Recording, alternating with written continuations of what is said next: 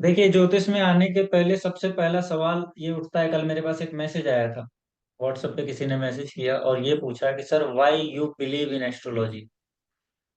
उसका मैंने आंसर नहीं किया, क्योंकि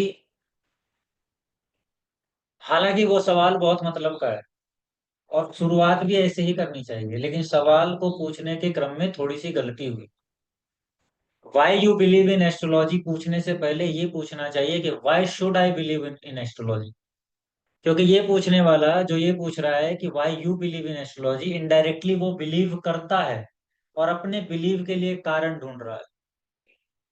इसीलिए वो मुझसे पूछता है कि मैं एस्ट्रोलॉजी में बिलीव क्यों करूं, क्यों करता हूं।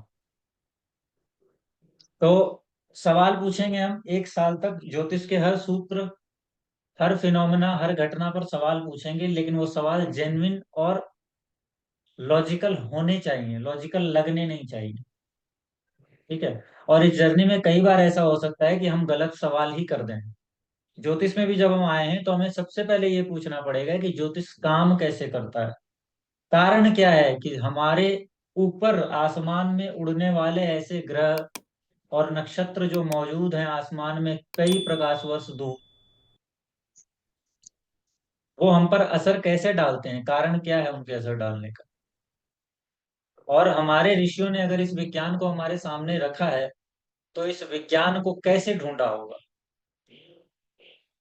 सवाल पूछने के लिए 3 चीजें हमेशा ध्यान में रखना है, उस 3 के अलावा कोई भी अलग चीज हमें अपनानी नहीं है। जैसे सबसे पहले हमें सवाल में ऐड करना पड़ेगा कैसे वर्ड, हाउ। दूसरा क्यों, और तीसरा कब। अगर हम इन 3 चीजों को ऐड करेंगे तो हम कभी भी तर्क करने की उस स्थिति में नहीं पहुंचेंगे जहां पर तर्क वितर्क बन जाता है, कुतर्क बन जाता है। जैसे जब कोई व्यक्ति हमसे पूछता है कि ये चीज इस प्रकार से काम करती है और हम उसको ये कहें कि ये काम ऐसे कैसे करती है, तो वो सवाल लॉजिकल है और वो कह पाएगा कि ये काम ऐसे करती है ना। लेकिन अगर हम लेकिन अगर मगर ये सब वर्ड यूज करेंगे, अगर हम ये कहें कि हाँ ठीक है ये काम तो करती है लेकिन मुझे भरोसा नहीं होता, तो लेकिन अगर मगर जब सवाल में लगता है तो वैसे सवालों के उत्तर हमें सही नहीं मिल पाते। तो सवाल का उत्तर पाने के लिए हम कैसे का उपयोग पहले करेंगे। ठीक है। तो ये पूरा जो ब्रह्मांड है, जिसमें पृथ्वी है, सौरमंडल है और बाकी चीजें हैं, इस सारे ब्रह्मांड में सब कुछ ऊर्जा के कारण हो रहा है, क्योंकि इसकी शुरुआत ही ऊर्जा से हुई। विदाउट एनर्जी कुछ भी नहीं है।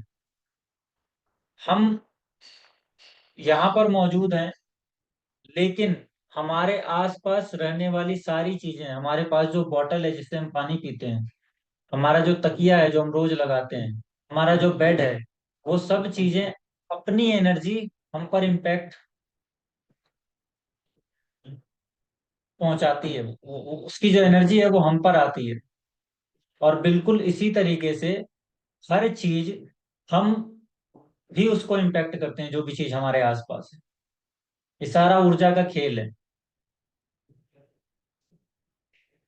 एक लाइन में हमेशा कहता हूं कि कोई भी प्लेनेट व्यक्ति को कभी भी कंट्रोल नहीं कर सकता। अगर हम ये सोचते हैं कि कोई प्लेनेट हमारी कुंडली में बैठा हुआ है और वो हमें कंट्रोल कर रहा है, तो ऐसा बिल्कुल नहीं हो सकता।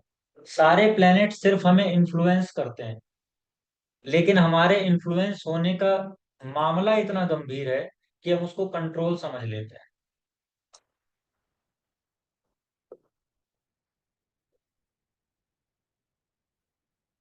आप देखिए, मैं एक एग्जांपल हमेशा देता हूं कि हमारे घर में अगर एक व्यक्ति बीमार पड़ जाए, तो करीब करीब घर में 4 लोग अगर हैं, 5 लोग हैं या 10 लोग हैं, तो उन सब के माथे पर एक शिकन आ जाती है। छोटी सी भी कोई प्रॉब्लम होगी ना, तो वो जो एनर्जी है घर की वो पूरी डाइवर्ट हो जाएगी, बदल जाएगी।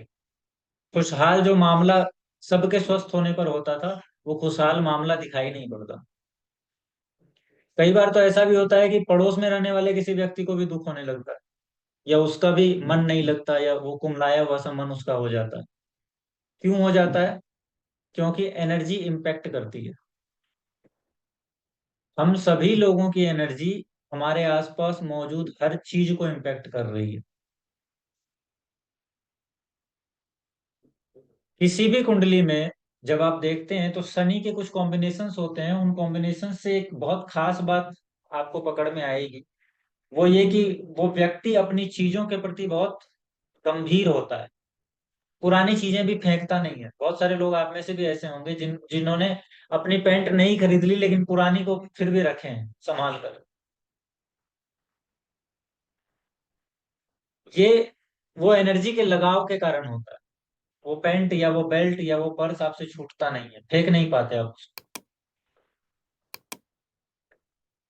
बिल्कुल वैसे ही जब ये ब्रह्मांड बना जो अभी तक लगातार फैल रहा है, तो इसमें पूरे सोलर सिस्टम में या उसके बाहर जो भी चीज है, उस सभी चीजों में एक ही तत्व की, जो मूल तत्व है ना, वो एक ही तत्व मौजूद है।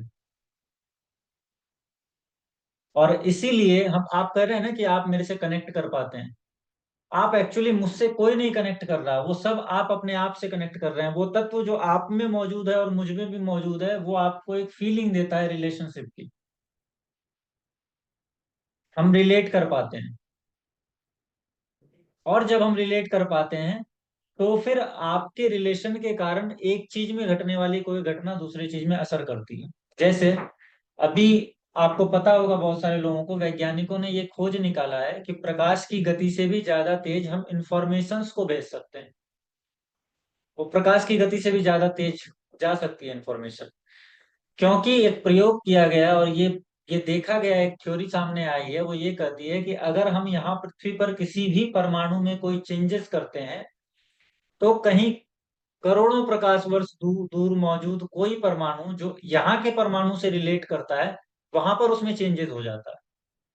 किसी ने सुना है ये? वो अपने आप ही चेंजेस वहां हो जाते हैं। इसका मतलब क्या है कि इंफॉर्मेशन यहाँ से वहां पहुंच गई। अगर हम लाइट को भेजते तो शायद बहुत टाइम लगता।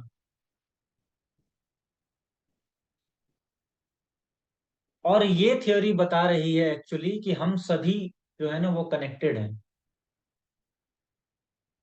और पृथ्वी पर जब आप कुंडली बनाते हैं तो उसमें पृथ्वी नहीं होती। 9 ग्रह होते हैं, सूर्य होता है, पृथ्वी नहीं होती। अगर कुंडली मंगल ग्रह से बनाई जाएगी तो उसमें मंगल ग्रह नहीं होगा। जहां मंगल है वहां पृथ्वी आ जाएगी। क्योंकि जब पृथ्वी पर हम हैं तो हम ये मान के चलते हैं कि पृथ्वी पर बाकी ग्रहों का और बाकी इंटिटी का क्या असर हो रहा है।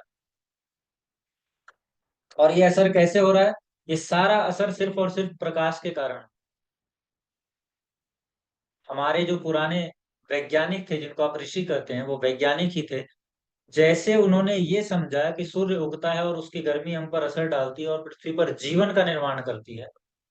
चंद्रमा हमारे पेड़ पौधों में, औषधियों में ऐसा गुण भरता है जो बीमारियों को ठीक कर सके। तो इसका मतलब कि वो ग्रह, वो नक्षत्र जो हमसे कई प्रकाश वर्ष दूर हैं, उनका भी कुछ इम्पैक्ट हम पर होना चाहिए। जब उन्हें ये अंदाज लगा, तब उन्होंने ढूंढना शुरू किया कि क्या इम्पैक्ट हो सकता है। और चूंकि ये सारी चीजें जो भी हम अभी बात कर रहे हैं, ये कुछ भी स्थिर नहीं है, इसीलिए इन सभी चीजों से आने वाली ऊर्जा में अस्थिरता मिलेगी, फ्रिक्वेंसी मिलेगी, अप्स एंड डाउन्स होंगे। जब उन्होंने ये समझा, तब उन्होंने ऑब्जर्व करना शुरू किया कि अब देखते हैं कि आसमान में क्या चीजें कहाँ से होती है। आज आपके पास टेलीस्कोप है ना, आप आज भी सोच सकते हैं कि कैसे पता लगाया होगा कि बृहस्पति ग्रह यहाँ मौजूद है। और आसमान में इसी दायरे में ये घूमता है जब दिखाई देता है। सारे ग्रह जो नौ ग्रह हैं हमारी कुंडली में, वो ग्रह आसमान में ऐसे ही नहीं घूम रहे हैं। उन पर एक पूरा का पूरा बेल्ट है, उस बेल्ट पर ही वो घूमते हैं, जिसको आप जोडियक बेल्ट कहते हैं। उससे बाहर वो जा नहीं सकते। तो ये सारा कुछ जो दिखाई देता है, ये कंप्लीट वैज्ञानिक तो दिखाई देता है, लेकिन ये कंप्लीटली अवैज्ञानिक भी है। आपको ऐसा लगेगा कि सारा ब्रह्मांड बिल्कुल मैथमेटिकल ढंग से काम करता है, लेकिन असल में वो कंप्लीट मैथमेटिकल ढंग से काम नहीं कर रहा है। वो जैसे भी काम कर रहा है वही हमारा मैथमेटिक्स है। काम कराने वाले ने थोड़ी सोचा होगा कि इसको मैथमेटिकल ढंग से बनाना है।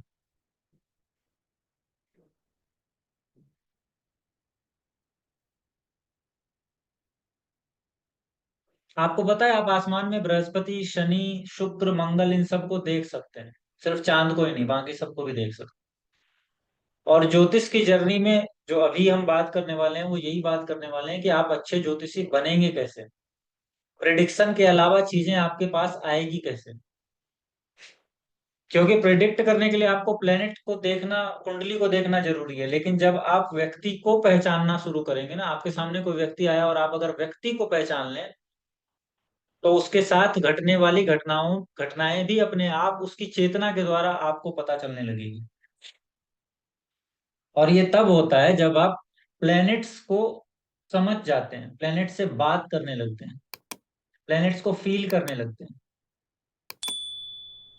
आप में से बहुत सारे लोग ऐसे होंगे जो मेडिटेशन करते हैं। मेडिटेशन की वो अवस्था जहां पर आप आसमान और प्लैनेट्स को फील कर पाए, जहां पर एक एक्सट्रीम अवस्था भी होती है जहां पर आप पृथ्वी के रोटेशन को फील कर पाए, तब समझ लीजिएगा कि अब आपका तादात्म्य हो गया है प्लेनेट से, तब आप ज्योतिष के बाहर जाने के लिए तैयार हैं। और वैसी स्थिति में जब भी आप कोई चार्ट बनाएंगे ना, तो चार्ट आपको सेंस होगा। आपको पता चलेगा कि ये जो चार्ट है इसका व्यक्ति कैसा होगा। फिर आप उस व्यक्ति के बारे में ऐसी ऐसी बातें भी बोल सकेंगे जो बातें शायद वो खुद भी नहीं जानता होगा, या वो आश्चर्य करेगा कि ये कैसे हो रहा है। और ये साधना से होता है। अगर एक एस्ट्रोलॉजर साधना नहीं करता है तो दिक्कत है। और साधना का मतलब ये नहीं है कि आप पढ़ाई करें, सॉरी, आप मंत्र पढ़ें और सिद्धियां प्राप्त करें। साधना का मतलब ये है कि आप ज्योतिष को बहुत डीपली पढ़ें, बहुत डीपली समझें। और पढ़ने का मतलब ये नहीं है कि किताब से पढ़ें। मैं तो हमारे साथ जो भी साल भर की जर्नी करेंगे उन सबको पहले से ही ये बता देता हूँ कि किताब से दूर रहिएगा। ज्योतिष की जर्नी में होता क्या है, जब आप स्टार्टिंग करते हैं, आप सबने देखा होगा कि मैंने स्टार्ट किया, यूट्यूब से वीडियो देखी, सोशल मीडिया से देखा और प्रिडिक्शन करने लगा, और होता भी है प्रिडिक्शन, बहुत अच्छा हो जाता है। फिर वो व्यक्ति सोचता है कि अब मुझे अपने प्रिडिक्शन को धार देनी है, बढ़ाना है। तब वो किताबें खरीद लेता है, या वो टेक्निक्स सीखने लगता है। और जहां पर वो किताबें और टेक्निक्स के बीच में फंसता है, बस वहीं से बात खराब होती है, उसका प्रिडिक्शन खराब होने लगता है। क्योंकि अब वो सूत्र सीखने लगा है। फिर वो बेचैन होता है कि अब ये क्या हो रहा है, मेरा प्रिडिक्शन गलत क्यों हो रहा है, मैं तो और पढ़ रहा हूँ। फिर वो और पढ़ना शुरू करता है। और ये जर्नी एक प्रकार के लूप में जाकर फंस जाती है। वो पढ़ता चला जाता है, प्रिडिक्शन सही नहीं हो पाता, और 5 साल 6 साल पढ़ने के बाद भी मेरे पास भी ऐसे मैसेज आते हैं जो ये कहते हैं कि सर 5 साल से पढ़ रहा हूँ, सारी बुक्स खरीद ली है, लेकिन प्रिडिक्शन नहीं होता। नहीं होगा, कैसे होगा? आप लूप में फंस गए, आप सूत्रों के लूप में फंस गए। अब यहाँ पर व्यक्ति को आवश्यकता है गुरु की। अब गुरु आपको निकालेगा उस लूप से, और आप में देखने की कला पैदा करेगा। प्लेनेट को जब आपके सामने कुंडली आती है ना, तो प्लेनेट को आपको सिर्फ देखना है और प्रिडिक्शन अपने आप आता है, सूत्र सीखने की आवश्यकता ही नहीं। अगर आप एनर्जी के फ्लो को समझते हैं, तो एनर्जी का फ्लो बहुत आवश्यक है।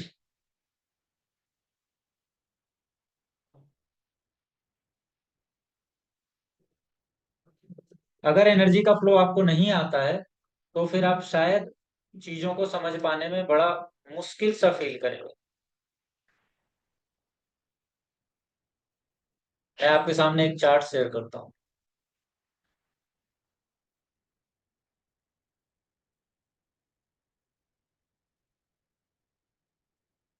मैंने यहाँ पर 3 प्लेनेट डाले हैं, हालांकि एक ही डालना चाहिए था, लेकिन मैंने 3 डाले। ये चार्ट उस समय बनाया गया था। ये चार्ट लग्न कुंडली का चार्ट नहीं है, ये चार्ट बनाया गया था आसपास के सरकमस्टांसेस को समझने के लिए कि अभी क्या हो रहा है। अब आप देखिए कि लग्न का लॉर्ड 6th हाउस में पड़ा है ना। आप में से कोई भी मुझे इस 3 प्लेनेट के साथ प्रिडिक्शन करके कुछ बता सकते हैं तो बताइए। देखिए ज्योतिष कितना सिंपल है वो बताऊंगा अभी आप, हालांकि देखने में लगेगा बहुत मुश्किल है। सिर्फ एक प्रिडिक्शन करना है और आसपास की चीजों को समझना है।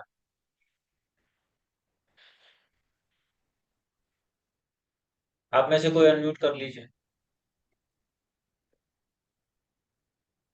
सर जो ट्राई कीजिए। सर बोलूं। हाँ जी। सर जो लगन लॉर्ड है वो रोग ऋण शत्रु के घर में बैठा हुआ है। हम्म। तो जहां तक मैंने पढ़ा है देखा है कि ये अच्छा नहीं माना था,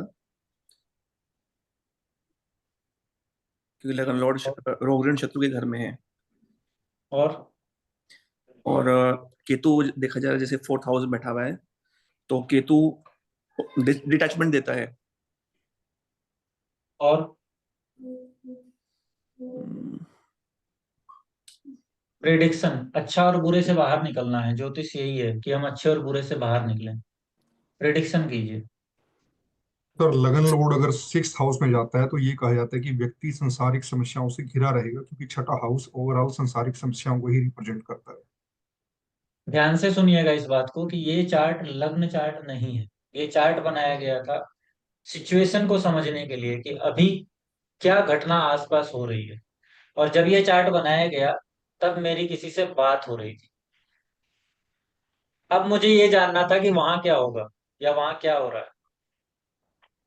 सर सर उसका जो फादर हैं वो बिजनेसमैन है, और वो किसी तरीके की परेशानियों में है, लाइक जैसे हो गया अपना 6th हाउस की जो परेशानियां होती हैं, रोग रिपू ऋण जो षड ऋतुएं हैं।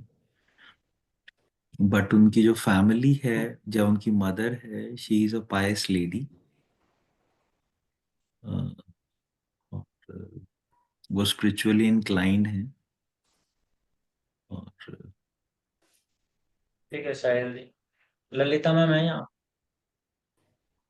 हाँ सर। आप बताइए मैम। सर घर के रिपेयर के लिए कोई गवर्नमेंट बैंक से लोन लिया गया है? हम्म।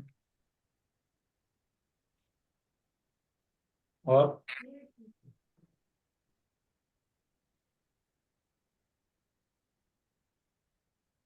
सिंपल है, हमें ज्योतिष को बहुत सिंपल करके आगे बढ़ना पड़ेगा। देखिए मैं आपको सिर्फ ये एग्जांपल इसलिए दिखा रहा हूँ ताकि हम समझ सकें कि देखने का जो हमारा थॉट प्रोसेस है वो कैसा होना चाहिए। हमें किसी भी प्रकार के सूत्र में उलझ कर नहीं रहना है। लग्न का लॉर्ड 6th हाउस में बैठा है, 8th नंबर साइन में, है ना। थर्ड का लॉर्ड यहाँ बैठा है और 4th हाउस में केतु बैठा है ना। लड़ाई होगी घर में, अब बातचीत। एक और अब एक और मैं यहाँ पर आपको, सॉरी चार्ट चला, सैटर्न लग्न लॉर्ड को देख रहा है ना। यहाँ पर 3rd हाउस का लॉर्ड 6th में गया है, लग्न का लॉर्ड 6th में गया है, सैटर्न देख रहा है और ये साइन है 8th नंबर का। मर्क्यूरी के साइन में केतु बैठा हुआ है।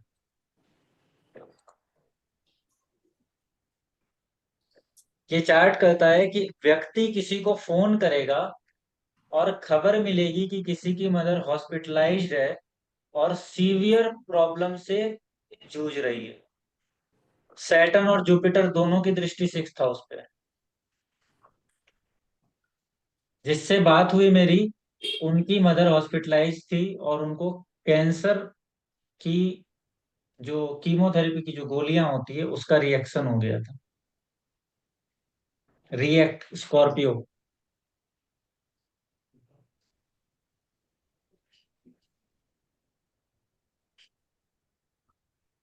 सर स्कॉर्पियो सर्जरी भी है। सर्जरी है लेकिन यहाँ सर्जरी नहीं लग रही ना। सिर्फ स्कॉर्पियो सर्जरी नहीं है। Ketu fourth house of mother में बैठा हुआ है।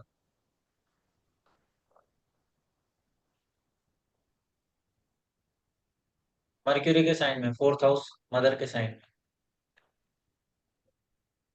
और मैंने फोन किसको किया? मेरे अपने एक स्टूडेंट को।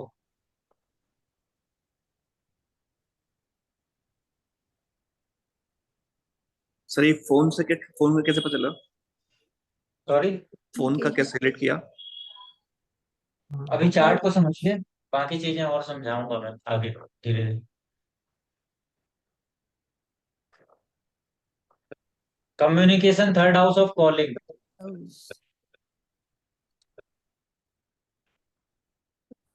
ठीक है। आप पूछेंगे कि मून कहाँ है सर? मून तो कनेक्ट नहीं हो रहा। मून यहाँ जुपिटर के साथ बैठा हुआ है, ट्वेल्थ हाउस।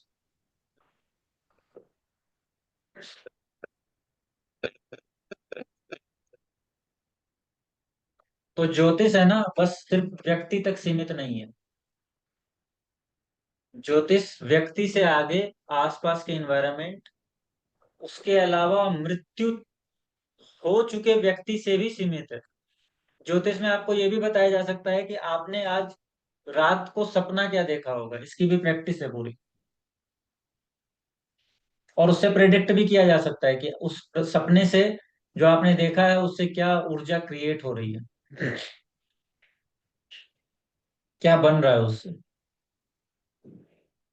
लग्न का लॉर्ड सिक्स्थ हाउस में थर्ड हाउस के लॉर्ड के साथ बैठा है, तो इसका मतलब कि कॉलिंग या कम्युनिकेशन में किसी प्रकार की प्रॉब्लमेटिक सिचुएशन या डेथ लाइक सिचुएशन का सुनना मिलेगा। मर्क्यूरी सुनना, मर्क्यूरी कॉलिंग, मर्क्यूरी कम्युनिकेशन। और सन कारक है, जिन चीजों की हम बात कर रहे हैं उन चीजों का कारक है सन। हेल्थ का कारक है, सेल्स की जो ऊर्जा है उसका कारक है। अभी सूर्य पर आऊंगा मैं। तो ये चार्ट मैं क्यों दिखा रहा हूं? मैं जैसा कह रहा था आपको कि हमारे ऋषियों ने ये देखा और समझा कि सूर्य पूरी पृथ्वी पर ऊर्जा पैदा कर रहा है, पूरी पृथ्वी पर जीवन दे रहा है। सूर्य नहीं होता है तो ठंड बढ़ जाती है, सूर्य बहुत होता है तो पौधे झुलस जाते हैं, है ना। अकाल पड़ जाता है, सूर्य की स्थितियों के कारण वर्षा नहीं होती है। जब ये सारी चीजें देखने को मिली तो उन्होंने ये समझने का प्रयास किया कि सिर्फ सूर्य ही प्रभाव डालता है या कुछ और भी डालता है, क्योंकि सूर्य की ऊर्जा चंद्रमा से आ रही है पृथ्वी तक, तो वो पौधों में औषधीय गुण डाल रही है। अगर वही सूर्य की ऊर्जा मंगल से आएगी तो क्या होगा? क्योंकि सूर्य की ऊर्जा ही मंगल से आकर आप पर प्रभाव डाल रही है ना, मंगल अकेला प्रभाव नहीं डाल सकता। अभी अगर सूर्य को हम बुझा दें तो मंगल कुछ नहीं कर सकता, बृहस्पति कुछ नहीं कर सकता। ये सारे ग्रह जो मौजूद हैं वो सूर्य की ऊर्जा के कारण ही आपकी कुंडली में या आप पर प्रभाव डाल रहे हैं, क्योंकि वहां से ऊर्जा लौट कर यहाँ आती है।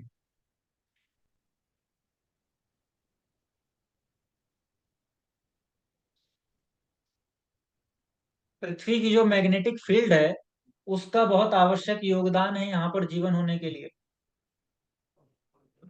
अगर पृथ्वी थोड़ी भी आगे या पीछे हो जाए तो यहाँ जीवन नहीं होगा।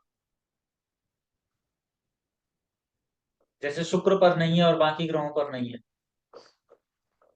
इस प्रकार का जीवन जो यहाँ पर बिल्कुल सिस्टमेटिक जीवन है वो नहीं होगा। तो जब ये सब ऋषियों ने देखा ना, तब उन्होंने समझा कि सब कुछ असल में प्रभाव डालता है। और सारे ग्रहों की ऊर्जा, जैसे चंद्रमा की ऊर्जा ठंडी ऊर्जा है। अब अगर कोई पता लगाने की कोशिश करे कि मंगल से आने वाली ऊर्जा कैसी होगी, तो मंगल जैसा होगा वैसी ही ऊर्जा होगी ना। और मंगल ग्रह गर्म ग्रह है, इसीलिए हम कहते हैं कि मंगल से जो मंगल जो है ना वो अग्नि का कारक है।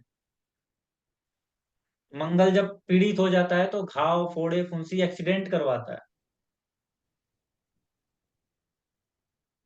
और ये तो वैज्ञानिक भी कहते हैं कि चंद्रमा हमारी पृथ्वी के साथ है, इसीलिए वहां हमारे जो पृथ्वी पर पानी है उसमें टाइड्स आते हैं, हाई एंड लो टाइड्स।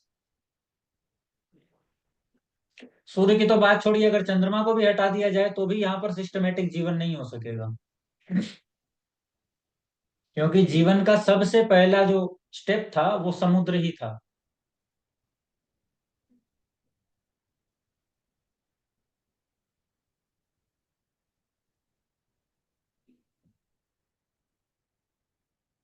तो अभी से, आज से जब तक हम जर्नी करेंगे, जब तक आप ज्योतिष पढ़ रहे हैं इस कोर्स के बाद भी, तब तक ये समझते रहिए कि हर चीज जिसको आप छू रहे हैं, बात कर रहे हैं, कम्युनिकेट कर रहे हैं, वो सब चीजें आपके जीवन में कुछ असर डालती है। इसीलिए न्यूमरोलॉजी का जन्म हुआ, नंबर्स, उसका भी असर। इसीलिए कलर, रंग के विज्ञान का जन्म हुआ, उसका भी असर। इसीलिए डिफरेंट तरीके की मूर्तियों का जन्म हुआ। आपने वास्तुशास्त्र वाले लोगों को सुना होगा, वो लोग रेमेडी बताते हैं तो कुछ भी आपको लगेगा कि ये कैसे काम करेगा। जैसे कोई बता सकता है कि तुम एक गोल पत्थर लाकर अपनी इस दिशा में रखो, उससे तुम्हारे घर की जो ऊर्जा है वो पॉजिटिव हो जाएगी। क्या काम कर रहा है गोल पत्थर, क्या हो जाएगा उससे? और वो एक डिफरेंट तरीके का पत्थर है, कोई पत्थर ऐसे ही नहीं कि कोई भी गोल पत्थर आपने ले लिया। आप क्रिस्टल्स का यूज करते हैं ना। हमारी पृथ्वी पर ये जो जेम्स हैं, ये जो क्रिस्टल्स हैं, ये सब असल में उसी सूर्य की ऊर्जा को अपने अंदर इतने घनिष्ठता से समाये हुए हैं कि वो ऊर्जा अब उनसे बाहर निकलने को तैयार है, लबालब हो चुकी है। आप में जो रहेगा वही तो बांटेंगे ना। आप में क्रोध होगा तो आप क्रोध बांटने लगते हैं, गुस्सा करने लगते हैं, आसपास के लोगों पे चिड़चिड़ापन दिखाने लगते हैं।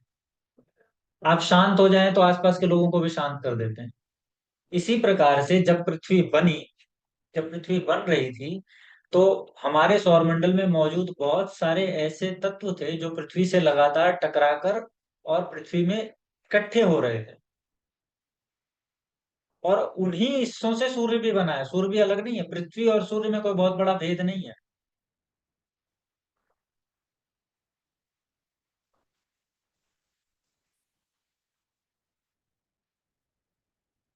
आप ऐसा कह सकते हैं कि सब कुछ इसी से निकला है और सब अंत में इसी में समा जाएगा। सूर्य निकल जाएगा हम सभी को आने वाले समय में। तो वो जो तत्व मौजूद हैं, जब ये पृथ्वी बहुत गंभीर रूप से गर्म थी, तो वो सारे तत्व यहाँ आकर समा गए, सब अंतरिक्ष से आए हैं। और ये वैज्ञानिक भी आज समझते हैं कि जो हमारी पृथ्वी पर मौजूद है वो कभी ना कभी अंतरिक्ष से ही आकर यहाँ पर इकट्ठा हुआ है। और इसीलिए जब हम एक जेमस्टोन निकालते हैं तो हम कहते हैं कि इसमें तो मंगल की ऊर्जा है। मूंगा, मूंगा हालांकि जेम्स नहीं है, समुद्र में मिलने वाली एक प्रकार की लकड़ी होती है वो, लेकिन ऊर्जा है उसमें। हम निकालते हैं कोरल, सॉरी ये रूबी, जेम्स है वो, उसमें सूर्य की ऊर्जा है, तो उसका यूज हम करते हैं सूर्य के लिए।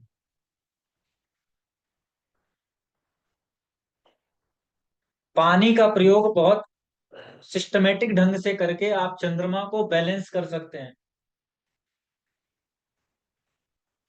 चंद्रमा इम्बैलेंस होता है तो हमारा मन इम्बैलेंस हो जाता है।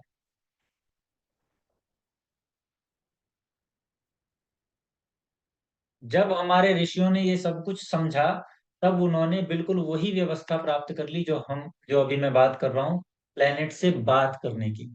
फिर उन्होंने ये समझा कि जब व्यक्ति का जन्म हो रहा है, जिस समय व्यक्ति एग्जैक्टली इस धरती पर अवतरित हो रहा है, उस समय अगर, चूंकि जब चीजें क्रिएट हो जाती है ना, जब जब बन रही है चीजें, और जब वो अवतरित हो जाती है, तो उस समय प्लेनेट जितने भी मौजूद हैं, नक्षत्र जितने भी मौजूद हैं प्लेनेट के बैकग्राउंड में, राशियों की ऊर्जा, वो सारी ऊर्जाएं उस व्यक्ति पर तत्काल असर डाल देती है। इसीलिए उन्होंने कुंडली बनाना शुरू किया फिर, कि अभी व्यक्ति का जन्म हुआ है, अभी प्लेनेट की सिचुएशंस कैसी है वो देख लो।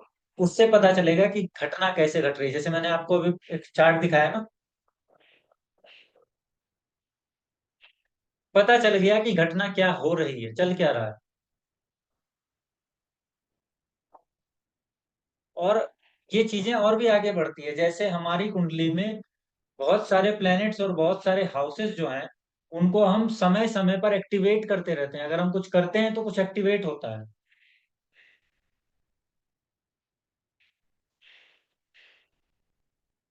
इसीलिए हमारे लिए एक हाउस एक कारकत्व से कनेक्टेड किया जाता है। फोर्थ हाउस मदर का हाउस है, सेकेंड हाउस वाणी का हाउस है। ये कनेक्शंस ऐसे ही नहीं बना दिए गए हैं, वैज्ञानिक बुद्धि के साथ इसको हमारे ऋषियों ने बनाया है। ये सब हम आगे पढ़ेंगे। और बिल्कुल यही विज्ञान है जिससे पता चलता है कि आयुर्वेद कैसे काम कर रहा है। कैसे पता लगा लिया लोगों ने कि ये फला पौधा हमारे इस बीमारी में काम आ जाए? टेस्ट करके नहीं पता लगाया, बात करके पता लगाया। तो हमारी जर्नी में अब से हम ये ध्यान रखेंगे कि हम प्लेनेट से बात कैसे कर पाते हैं, वो सीखना पड़ेगा हमें, उसकी प्रैक्टिस करनी पड़ेगी।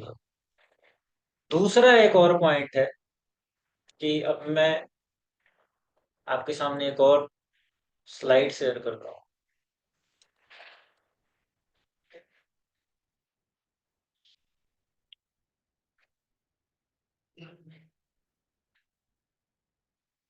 हम सभी यहाँ पर पराशरी ज्योतिष पढ़ने के लिए इकट्ठे हुए हैं, ये तो आप सभी को पता है। और पराशर ऋषि जिन्होंने इसको दिया, उन्होंने दिया था मैत्रेय से संवाद के रूप में। मैत्रेय उनके शिष्य हैं जो बात कर रहे हैं उनसे, और वो पूछते हैं ज्योतिष के बारे में, और उसी संवाद को इकट्ठा किया गया। तो हमारे पास एक किताब बन गई, बृहद पराशर औरा शास्त्र। इसके बारे में करीब करीब सभी लोग जानते होंगे कि एक किताब है। लेकिन उसमें पूछा ये गया सवाल कि ज्योतिष के अधिकारी कौन है। सवाल तो अब ये उठता है ना, पहले तो हमने ये समझ लिया कि ज्योतिष काम कैसे करता है, अब ये भी समझना होगा कि ज्योतिष के अधिकारी कौन है। ये स्टूडेंट और टीचर दोनों के लिए ही होता है।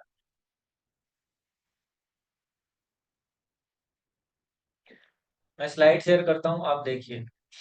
और इस स्लाइड के इस सूत्र में, जो अभी मैं आपके सामने सूत्र रख रहा हूं, जो पराशर मुनि के द्वारा दिया गया जो उत्तर है, वो उत्तर इतना गंभीर है एक लाइन में, अभी हम देखकर समझ पाएंगे।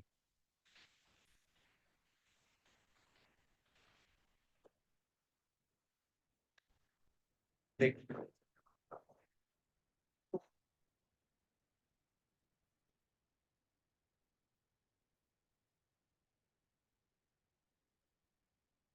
पहले मैं इस सूत्र को पढ़ देता हूं, फिर हम आगे बढ़ेंगे। तो ये कहा गया है, शांत चित्त वाले। एक एक शब्द है ना, बहुत बड़ी गहराई रखता है इस सूत्र में। शांत चित्त वाले, गुरु के प्रति भक्ति भाव से युक्त, सदैव सत्य बोलने वाले, ईश्वर में विश्वास रखने वाले शिष्य को ही यह शास्त्र सिखाना चाहिए। इसी से कल्याण होता है, कल्याण सिखाने वाले का भी और सीखने वाले का भी। अब ये बताया गया है कि किसे नहीं सिखाना चाहिए। दूसरे के शिष्य को, नास्तिक को, शठ यानी जिनके विचार कुटिल हैं, जो राजनीतिज्ञ हैं। राजनीतिज्ञ का मतलब जो दूसरों को नुकसान पहुंचाने के लिए, कनिंगनेस जिसको आप कहते हैं, उस कनिंग व्यक्ति को नहीं सिखाना चाहिए। ऐसे शिष्य को इस शास्त्र का ज्ञान देने से सदैव दुख ही प्राप्त होता है। ये मैत्रेय को बताया गया है। लेकिन ये सूत्र हमें बहुत ध्यान से समझने की आवश्यकता है, क्योंकि ज्योतिष के जो सूत्र है ना, जितने भी सूत्र हैं, सूत्र का मतलब होता है धागा। धागा वो जो आपको जोड़ता है, धागा वो जो आपको कहीं पहुंचाता है, कम्युनिकेट करता है। आप में से बचपन में बहुत सारे लोगों ने वो टेलीफोन बनाया होगा धागे वाला, बनाया है किसी ने? इसमें दोनों तरफ दो छोटे छोटे बॉक्स लगा के बीच में धागा लगा देते थे, फिर बात करते थे। आजकल तो ये सब चीजें नहीं बनाते बच्चे। ये जो सूत्र है ना, ये सूत्र, एक एक सूत्र जब आप ज्योतिषी या फिर ऋषियों के द्वारा दिया गया समझेंगे ना, तो ये आपको किसी दूसरे ही लोग से कम्युनिकेट करवाता है। इन सूत्रों में जान है।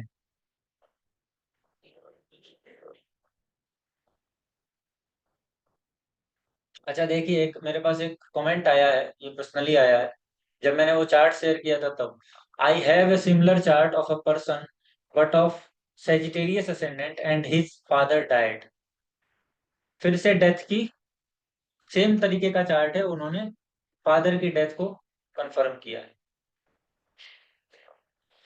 चार्ट है ना, बहुत एनर्जी लेकर के अपने आप में होता है। आते हैं सूत्र पर। अब सूत्र भी जो बताए गए हैं ऋषियों के द्वारा, ये ऐसे ही बोली हुई बात नहीं है। जैसे आप कहते हैं ना कि सर आपकी बोली हुई बात में बहुत गहराई होती है, सोचिए ऋषि ने जब बात बोली होगी तो कितनी गहराई होगी। तो हमें वर्ड के पीछे, वर्ड के बीच में समझना पड़ेगा, जहां पर भाव है, शब्द नहीं है, सिर्फ और सिर्फ भाव है। शांत चित्त वाले का क्या मतलब है? शांत चित्त वाले का मतलब यह है कि जो शांत होगा, जिसमें शांति नहीं है,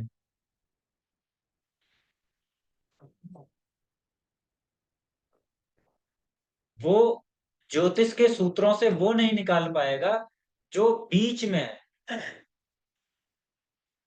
जो शांत होता है ना, उसके भीतर एक क्वालिटी आ जाती है, इंट्यूटिव क्वालिटी। हम कहते हैं ना कि इंट्यूशन नहीं है हमारे अंदर, और मैं आपको आज एक बात लिख कर दे देता हूँ, सभी लोग नोट कर लीजिए, और ये गारंटी है। आप ज्योतिष को 10 साल पढ़िए, 50 साल पढ़िए, 100 साल पढ़िए, आपका प्रिडिक्शन सिर्फ और सिर्फ आपकी इंट्यूटिव एबिलिटी करेगी, कोई सूत्र नहीं करता। ये आपने भी फील किया होगा कि कोई सूत्र असल में प्रिडिक्शन करता ही नहीं है। सूत्र तो आप सीखते हैं, वो बस अपने को बताते हैं कि मैं कुछ सीख रहा हूं। और हमारे पास ऐसे श्लोक मौजूद हैं जो ये कहते हैं कि तुम्हारे प्रिडिक्शन में अंतिम मुहर सिर्फ और सिर्फ तुम्हारा इंट्यूशन लगाएगा। तुम टेक्निक को देखो, टेक्निक से प्रिडिक्ट करो, दिखाओ, जो करना है करो, लेकिन वो तब तक फुलफिलमेंट में नहीं जाएगा, वो तब तक सत्य साबित नहीं होगा जब तक कि तुम्हारे अंदर इंट्यूशन नहीं है। और इंट्यूशन हम सभी के अंदर है, वो कोई बहुत बहुत बड़ी कोई अनोखी चीज नहीं है। जो शांत हो गया अपने चित्त से, वो इंट्यूटिव हो जाता है। और जो शांत हो गया, उसको सही और गलत का मतलब पता होता है। हमारे ऋषियों ने, हमारे आचार्यों ने ये भी बताया है कि किसको प्रेडिक्शन देना है और किसको नहीं, और ये पता तभी लगेगा जब आप शांत हो जाते हैं। जब आप शांत हो जाते हैं ना, तो आपको लगता है, पता चलता है कि अब मुझे किस पर भरोसा करना है। देखने की कला मिलती है शांत व्यक्ति को, पॉजिटिविटी आती है। जैसे अभी चैट में लिखा हुआ है, आप सबने देखा होगा कि शांत होना मुश्किल है, शांत चित्त मुश्किल है, किसी ने लिखा है। ये अशांति का प्रतीक है। मुश्किल है, हमने पहले ही नकार दिया। जबकि अभी हमने स्टार्टिंग में ही कहा कि जब भी कोई बात आएगी तो हम कहेंगे कैसे, क्यों, कब, नकारेंगे नहीं। अगर ये पूछा जाएगा कि ये कैसे हो सकता है, कब हो सकता है, और क्यों आवश्यक है, तो हम इसके आगे तर्क को ले जा पाएंगे। मुश्किल तो है, लेकिन नामुमकिन कुछ भी नहीं है, क्योंकि हम असल में शांति है ना। हमारा जो असली स्वरूप है वो तो शांत ही है। अशांत तो हमने किया है। इसीलिए कहा है पराशर मुनि ने कि शांत चित्त वाला व्यक्ति होना चाहिए, क्योंकि वो जब गुरु कुछ कहेगा ना, तो एक्सेप्ट करेगा। एक्सेप्ट करना बहुत आवश्यक है। जो अशांत है वो एक्सेप्ट नहीं करता, वो ये कहता है मुश्किल है।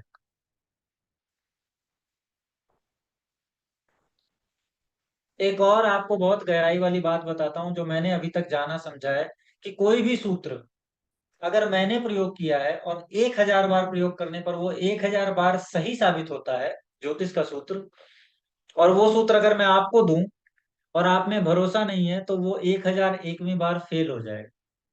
मेरे हाथ में वही सूत्र, वही टेक्निक काम करेगी, और आपके हाथ में वो फेल हो जाएगी। जब मैं प्रश्न कुंडली पढ़ा रहा था 2020-21 के टाइम में, तब भी मैंने ये बात वहां सभी लोगों को बताई थी। आशीष जी को याद भी होगी। मैंने ये बताया था कि कोई भी सूत्र तब काम करेगा जब आप उस पर भरोसा करेंगे। ज्योतिष का सूत्र, अगर आप भरोसा नहीं करते तो वो काम नहीं करेगा। इसीलिए कहा गया ईश्वर में विश्वास रखने वाला व्यक्ति होना चाहिए, क्योंकि ये ऊर्जा है ना। एक एक्सपेरिमेंट है, डबल स्लिट एक्सपेरिमेंट, आपने सुना होगा। वो ये कहता है कि जब आप ऑब्जर्व करते हैं तो चीजें अलग तरीके से बिहेव करती है। जब आप शक करते हैं तो आप ऑब्जर्वर हैं, और जब आप भरोसा करते हैं तो आप दृष्टा हैं। दोनों में फर्क है। एक है देखने वाला, जो देखता है, और एक वो है जो ऑब्जर्व करने लगता है। और ये तभी होगा जब आप शांत होंगे, क्योंकि शांति में आप चीजों को समझते हैं। आपके मन का जो, समझ लीजिए कि पानी पड़ा है कहीं पर, अगर पानी है, तालाब है, और उसमें हम पत्थर मारें तो फिर आपका चेहरा नहीं दिखेगा। वही पानी अगर शांत हो जाए तो आपका चेहरा दिखेगा। इसीलिए जब आपके भीतर मन का सरोवर शांत होता है, तब आप में इंट्यूशन जगता है, दिखता है आपको कि क्या हो रहा है, क्या घट रहा है। इसीलिए वो शांत होना जरूरी है। दूसरा, यहाँ पर जो कहा गया है, वो ये कहा गया है, गुरु के प्रति भक्ति भाव से युक्त होना चाहिए व्यक्ति। गुरु के प्रति भक्ति भाव से युक्त होने का मतलब क्या है? बात हम ज्ञान की कर रहे हैं, और सवाल सबसे पहले दागा जा रहा है ये कि तुम भक्त हो कि नहीं। सिखाने से पहले ये पूछा जा रहा है कि तुम भक्त हो कि नहीं, क्यों, कारण क्या है? जबकि हम ये जानते हैं कि ज्ञान योग और भक्ति योग में फर्क है।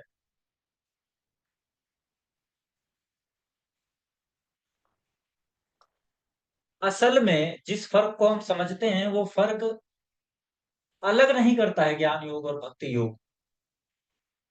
इस सीढ़ी की तरह है।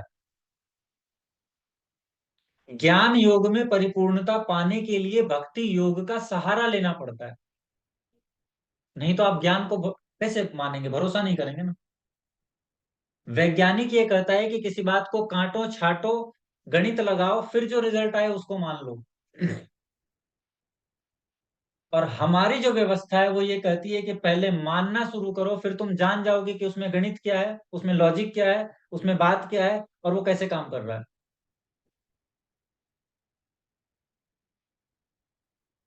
बच्चा पहले पिता को पिता मानता है, फिर कई सालों बाद जानता है कि ये मेरा पिता कैसे है ना।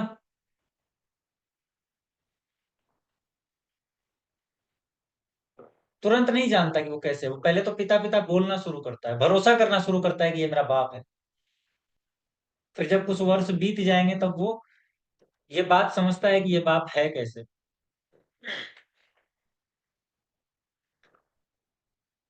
तो इसलिए यहाँ पर प्रक्रिया उलट जाती है।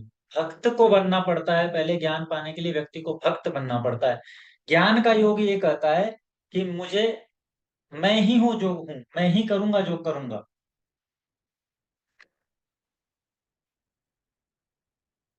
और भक्ति का योग कहता है कि तुम ही हो जो करोगे।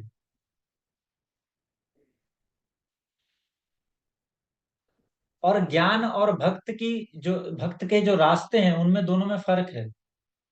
ज्ञान का रास्ता भक्त के रास्ते से बहुत कठिन हो जाता है। हालांकि भक्त का रास्ता भी बहुत कठिन है, लेकिन भक्त को एक सांत्वना होता है। भक्त कहता है कि अगर मैं दुख भी प्राप्त कर रहा हूं तो इसलिए दिया जा रहा है भगवान के द्वारा, कि मैं भगवान को याद कर सकूं, है ना। कहीं किसी ने पूछा, किसी भक्त ने किसी गुरु से, कि मुझे इतना दुख क्यों होता है, मैं तो बहुत बड़ा भक्त हूँ भगवान का।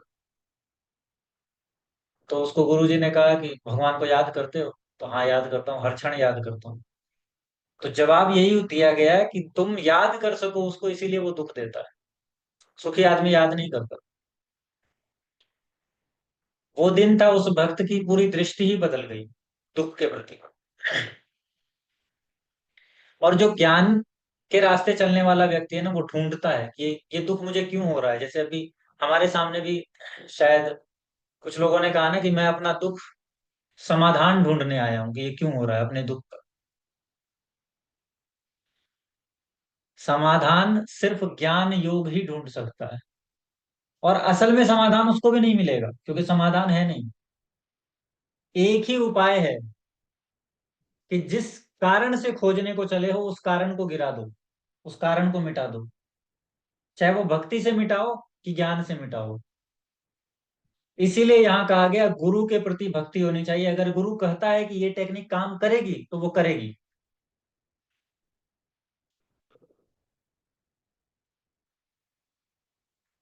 और चूंकि ये ऊर्जा है ना, आप जैसे ही ऑब्जर्वर बनेंगे वैसे ही वो काम करना बंद कर देगी।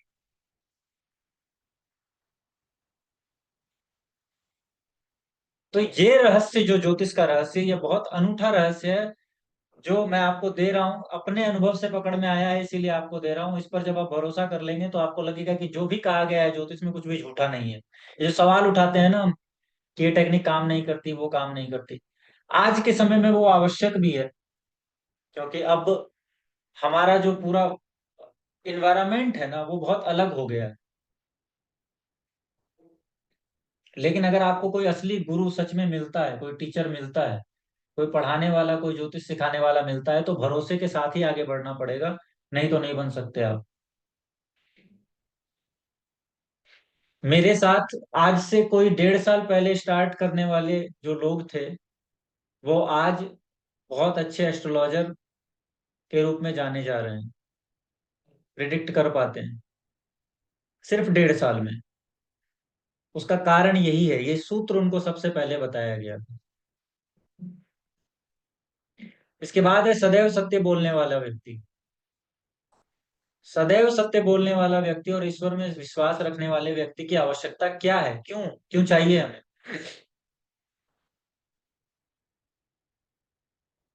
उसका कारण यह है कि सत्य बोलना अपने आप में एक साधना है।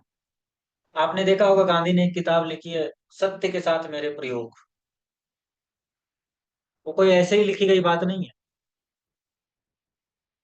सत्य के साथ प्रयोग जब आप करेंगे तो सत्य की शक्ति को जानेंगे। असल में होता क्या है कि हमें प्रकृति को समझना पड़ेगा, क्योंकि ये जो ज्योतिष है ना, ये प्रकृति का ही विज्ञान है, हमारा नहीं है।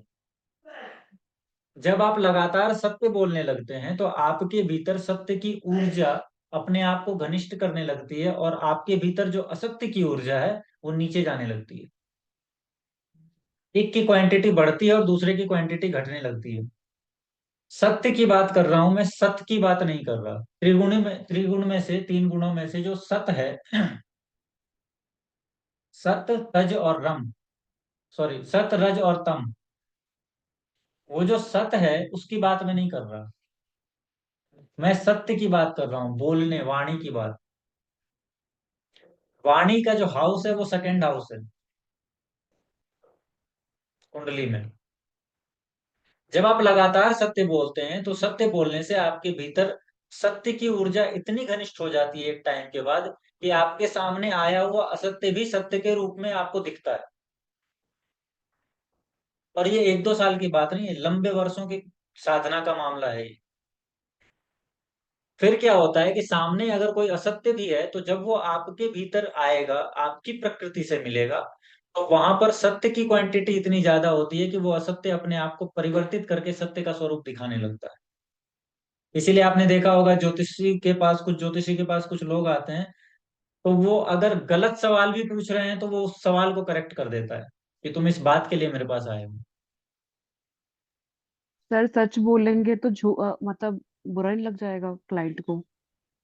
जैसे लाइक अगर किसी के कोई अपनी शादी के बारे में पूछने आया है और उसके योग नहीं दिख रहे, और हमने उसको सच बोल दिया कि भाई आपका।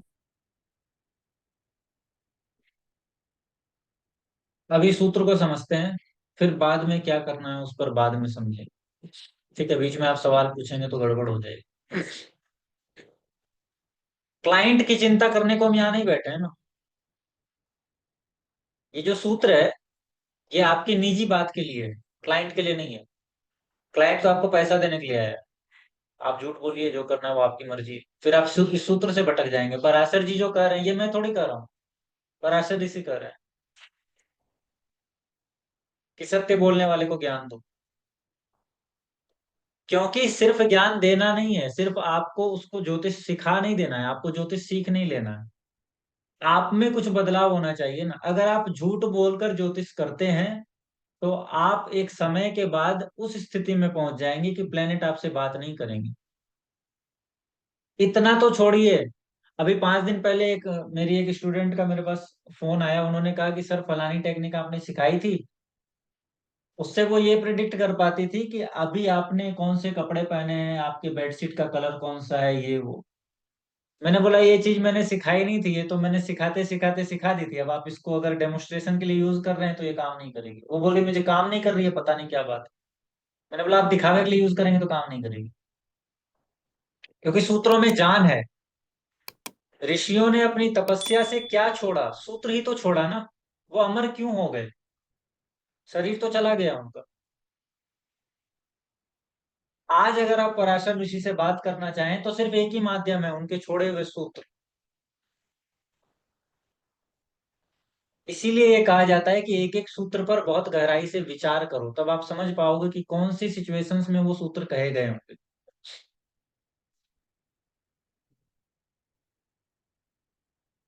और अभी मैंने उदाहरण दिया गुलाम अली जी का। जो गायक है वो गायकी सुनने वाले के लिए मौजूद होना चाहिए। अगर आप ज्योतिषी हैं तो आपके पास क्लाइंट वो होने चाहिए जो आपके सत्य को संभाल सके। नहीं तो पैसा कमाने के लिए तो बहुत साधन है।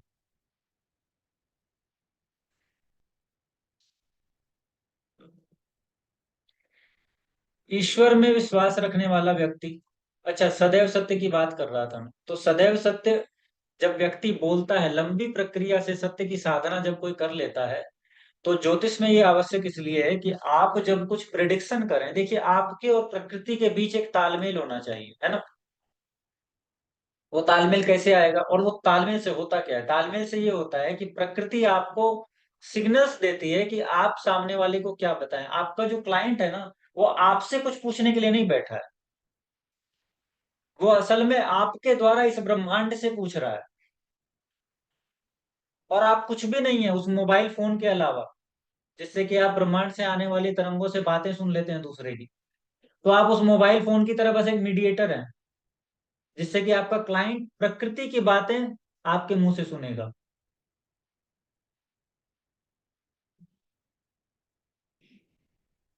तो जब आप में सत्य बोलने की बहुत तीव्र ऊर्जा पैदा हो जाती है ना, तब आप सिर्फ और सिर्फ एक डायमेंशन को पकड़ पाते हैं। आपका जो माइंड है ना, वो मैनिपुलेट नहीं करता चीजों को। मैनिपुलेशन बहुत बड़ा खतरा है व्यक्ति के साथ, इंट्यूशन में बहुत बड़ा खतरा है मैनिपुलेशन। एक बार आपने देखा होगा कि आपने इंट्यूशन में दो बातें सही बताई और तीसरी जैसे ही उसी प्रक्रिया से बताने का प्रयास करते हैं तो वो गलत हो जाती है बात। किसी ने फील किया है ऐसा? किसी ने फील किया है ऐसा कि दो बार जब मैंने बताया तो सब सही था, तीसरी बार बताया तो गलत हो गया? गीतिका मैम। हाँ जी सर, ऐसे हुआ है कि जब इंट्यूशन से बोला है तो सही राइट हुआ। जब मैंने थोड़ा जैसे आपने कहा कोई लिटरेचर पढ़ा और फिर मैंने उसका सेंस बनाने की कोशिश की और फिर से बोला तो सही नहीं हुआ था सर। कारण यही है, जब आप इंट्यूशन को अपने हाथ से हैंडल करने लगते हैं तो वो मैनिपुलेट हो जाता है। आपने ही उसे मैनिपुलेट कर दिया। अब प्रकृति हट गई बीच से, आपने अपने को जोड़ दिया। इसीलिए मंत्रों की साधना और सत्य की साधना की आवश्यकता है कि आप प्रकृति को बीच में ला सकें। और वहां पर एक बहुत अनूठी घटना घटती है कि अगर आपने किसी विपरीत स्थिति परिस्थिति में कुछ बोल दिया, क्योंकि आपको वाक सिद्धि मिल गई है, तो प्रकृति इस बात के लिए बाधित हो जाती है कि वो आपकी बोली हुई बात को सत्य साबित करे। अगर कोई व्यक्ति आपके पास आया है जिसको जीवन भर बच्चे का कोई सुख नहीं है, और आप साधक हैं और आपने कह दिया कि तुम्हें बच्चा मिलेगा, तो प्रकृति उस बात को काट नहीं सकती, उसे करना पड़ेगा। हाँ, लेकिन इसके नुकसान भी हैं। ज्योतिष होने का एक बहुत बड़ा नुकसान है, वो मैं बता देता हूँ। और ये मैं प्रैक्टिकल बता रहा हूँ आप। कोरोना का टाइम था, एक ज्योतिषी की एक क्लाइंट थी, जिन्होंने उसे फोन किया और कहा कि सर, मेरे हस्बैंड का जॉब चला गया है। कोरोना के पहले हमने एक मकान ले लिया जिसमें करीब 1 करोड़ रुपए का हमें पेमेंट करना है, और वो किस्त वगैरह हम नहीं भर पाएंगे तो हमारा ये मकान चला जाएगा, और जॉब भी चली गई है, और रोड पर आने की हालत हो गई है। अब समझ नहीं आ रहा, कुछ बताइए। उस ज्योतिषी ने उस क्लाइंट के साथ जो भी उस समय में इमोशनल कनेक्शन बना हो, उस ज्योतिषी ने कहा कि तुम्हारे पति को जॉब भी वापस मिल जाएगी और तुम्हारा घर भी कहीं नहीं जाएगा। चिंता मत करो, तुम अपने घर का गृह प्रवेश की पूजा इस तारीख को करनी थी, इसी तारीख को होगी। अगले 6 महीनों में उस ज्योतिषी का अपना घर बिक जाता है, और उस ज्योतिषी का अपना एक बिजनेस भी था, वो भी खत्म हो जाता है। दूसरे चीज का कोई बिजनेस था, सिर्फ 6 महीनों में। और 7वें महीने में खबर आती है उसी क्लाइंट की कि आज हमने गृह प्रवेश की पूजा कर ली और मेरे पति का जॉब भी सही सही चल रहा है। प्रकृति ने बात तो नहीं टाली, लेकिन वो ऐसे आपको छोड़ती भी नहीं है। इसीलिए सत्य की साधना आवश्यक है, इसीलिए शांत होना आवश्यक है, इसीलिए ईश्वर पर भरोसा आवश्यक है। ये ज्योतिष कोई खेल नहीं है।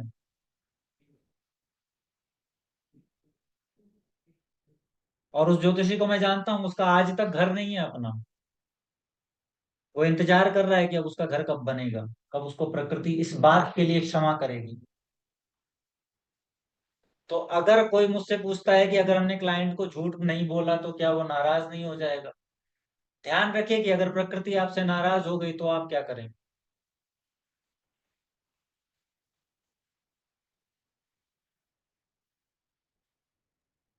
सर यहाँ उस ज्योतिषी ने जो बताया वो झूठ बोल, मतलब उनको मन रखने के लिए बोला उनका? नहीं, मन रखने के लिए नहीं बोला।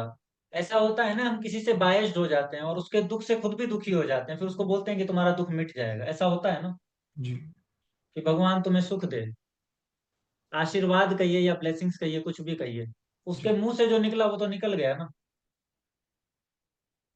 पर वहां उसने झूठ नहीं कहा, पर लेकिन उसने प्रकृति ने, जो कहा, सुनिए, यहाँ उसने झूठ नहीं कहा, लेकिन उसने जो कहा वही सत्य हो गया। असल में झूठ और सत्य होता ही नहीं है कुछ। एक ही बात आपके नजरिए से झूठी है, दूसरे के नजरिए से सच्ची है। बात तो बस बात होती है, एनर्जी क्या है वो देखना पड़ेगा। उस क्लाइंट को इस व्यक्ति पर इतना भरोसा था कि उसको ये पता था कि अगर ये कह देगा तो हो जाएगा।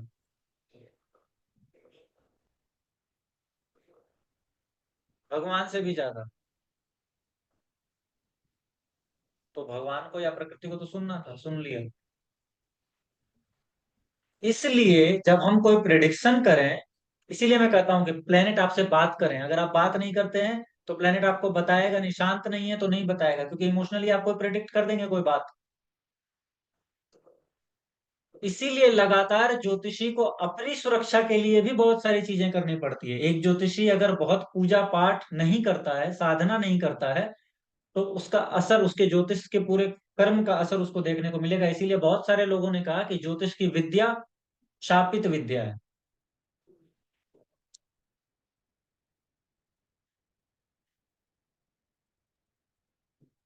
शापित तब है जब आप इसको बांटते नहीं है, जब आप इसके लिए कुछ कुछ वो नहीं कर पाते जो इसकी एनर्जी को आवश्यक है।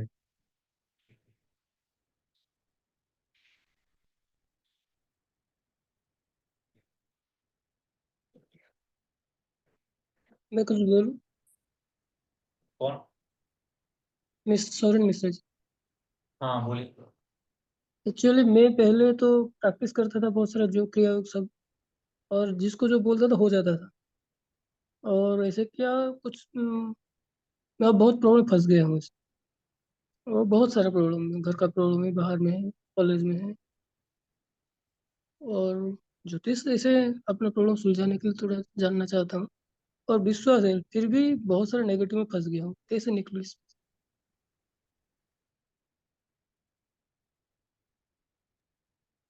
हेलो। सर, सब काम करेंगे तो फंसेंगे। ये आपके सवाल का कोई उत्तर इस क्लास में नहीं दे सकता मैं। ठीक है। ठीक है सर।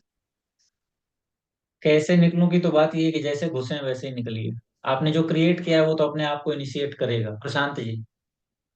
या सर, सो जस्ट एक जनरल कॉन्सेप्ट के हिसाब से जो आपने बोला, जैसे एक पॉजिटिव थिंकिंग, जो हमारे घर में जो बड़े हैं, नाना हैं, कभी कुछ होता है किसी बच्चे को तो कहते हैं कि डोंट वरी, सब ठीक हो जाएगा। So even if I just take this conversation away as an astrologer, but एक वो ब्लेसिंग्स की जो एनर्जी होती है, वो कई बार काम करती है। तो इस केस में ये, मतलब हाउ, इस केस में इसको कैसे एक्सप्लेन करें? क्योंकि जैसे ये एक बहुत नेचुरल है, जैसे मेरा सन है, यदि किसी चीज में फंसा हुआ है तो एक वो पॉजिटिव आता है कि डोंट वरी, ये चीज सॉल्व हो जाएगी। एक एक पॉजिटिव वाइब बहुत नेचुरली आती है। सिंपल सी बात है, इसको एक्सप्लेन करने के लिए बहुत बड़ा कुछ नहीं समझना पड़ेगा। पहली तो बात कि एक्सप्लेन करने के चक्कर में हम दो अलग अलग चीजों को मिला रहे हैं। दूसरा पॉइंट ये है कि आप इसको एक्सप्लेन करने के लिए किसी दूसरी चीज का सहारा क्यों लेना चाहते हैं।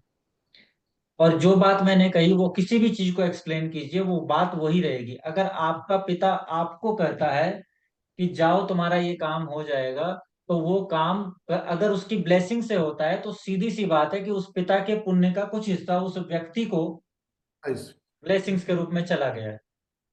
एनर्जी का ट्रांसफर किया जा सकता है, लेकिन जब भी आप एनर्जी का ट्रांसफर करेंगे तो बात ये देखनी पड़ेगी ना। घर की बात मैं कर रहा हूँ, घर कोई छोटी मोटी चीज नहीं है।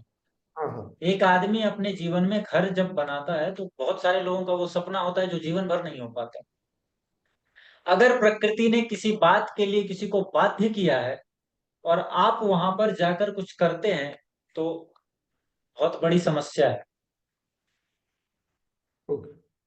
जब व्यक्ति साधना कर रहा होता है, स्पिरिचुअल लेवल पे अगर मैं इसको ले जाऊं, तो जब व्यक्ति साधना कर रहा होता है तो मोक्ष से पहले उसको बहुत सारी चीजें मिलती है। ये जो चीजें, ये बातें मैं कर रहा हूँ ना कि ये ठीक हो जाएगा वो हो जाएगा, ये सब तो खेल है प्रकृति के। ये वो किसी को भी दे सकती है, मिट्टी है उसके लिए। हमें लगता है बहुत बड़ी बात है।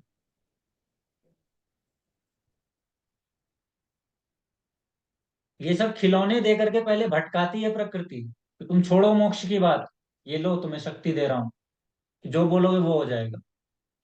लेकिन उसके बाद वही होता है जो अभी हमारे सामने इन्होंने कहा ना कि बहुत परेशान हूँ, सोरेन मिश्रा जी ने। खिलौना मिला आपको और आप खिलौना में लेके खेलने लगे, लेकिन वो खिलौना जब टूटेगा तो बड़ी तकलीफ होगी। विवेकानंद ने भी सेम बात कही थी, और इसका उदाहरण मैंने कई बार दिया है कि प्रकृति अगर तुम्हें कुछ देती है और अगर वो तुम्हें किसी काबिल बनाती है तो शांत कोने में बैठकर प्रकृति के किए गए क्रियाकलापों को देखो। अगर बीच में आने का प्रयास करोगे तो लात मार के हटा दिए जाओगे।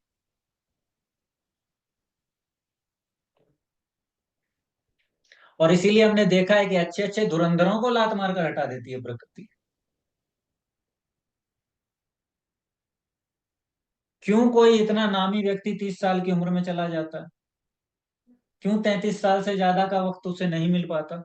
प्रकृति बोलती है काम हो गया, चलो हटो, अब रहोगे तो मेरे लिए समस्या पैदा करोगे।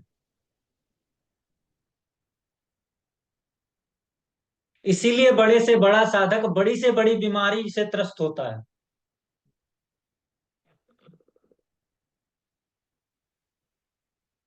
क्योंकि वो प्रकृति के साथ तालमेल नहीं बिठा पाता। तालमेल बिठा लेगा तो शिव हो जाएगा ना, शंकर हो जाएगा वो।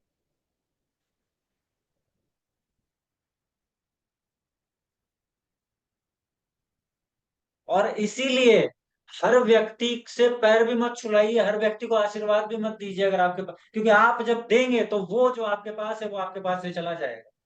बहुत सारे संत आपने देखे होंगे जो कभी पैर नहीं छुआते, वो कहते हैं दूर रहो, पैर वैर मत छूना। उन्हें इस रहस्य का पता है। और इसीलिए अभी थोड़ी देर मैंने पहले कहा कि मैं किसी का गुरु गुरु नहीं बनूंगा। मैं तो यहाँ पढ़ाने बैठा हूँ। आप जिसको गुरु मानते हैं उसी को मानते रहिए, मैं उसी के सहारे आपको जो देना है वो दे दूंगा, क्योंकि मैं देने वाला कोई भी नहीं हूँ। मेरे पास कुछ है ही नहीं, दूंगा क्या?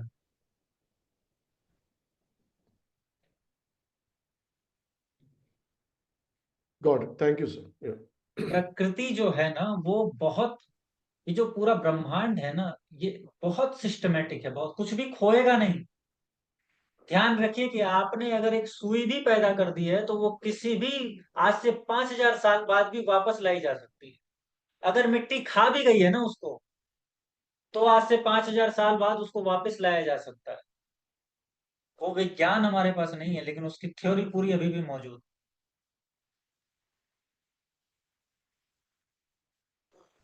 कुछ भी खोएगा नहीं। अगर आप किसी एक विचार को लेकर मर जाते हैं ना तो वो विचार जिंदा रहता है, और वो विचार आपको जिंदा रखता है। वो एक विचार आपके कई जन्मों का सहारा बन सकता है, वो एक विचार। इसके बारे में भी विवेकानंद ने ही अपने भाषण में एक एग्जाम्पल दिया था कि तुम अगर हिमालय की कंदराओं में सिर्फ एक विचार को लेकर तपस्या करते करते मर भी जाओ, अगर तुम संसार को बदलना चाहते हो, और संसार को बदलने के लिए तुम कुछ मत करो, बस कंदरा में चले जाओ, हिमालय की कंदरा में, और वहां बैठकर ईश्वर का नाम लो और उस बदलाव की इच्छा के साथ मर जाओ, वो इच्छा जिंदा रहेगी और उस पूरे संसार में तुम्हारे लिए काम करेगी। जो तुम शरीर के साथ नहीं कर सके, वो इच्छा करेगी, उतनी शक्ति आ जाएगी उसमें। हम फिजिकल फॉर्म में है ना, इसीलिए नहीं समझ पाते कि क्या है, मामला क्या है, और इसीलिए लॉजिक लगाते हैं, जबकि सारे लॉजिक एक ही जगह लगे, मतलब जो भी एक लॉजिक है वो सब जगह लगेगा, बदलाव नहीं है उसमें कुछ।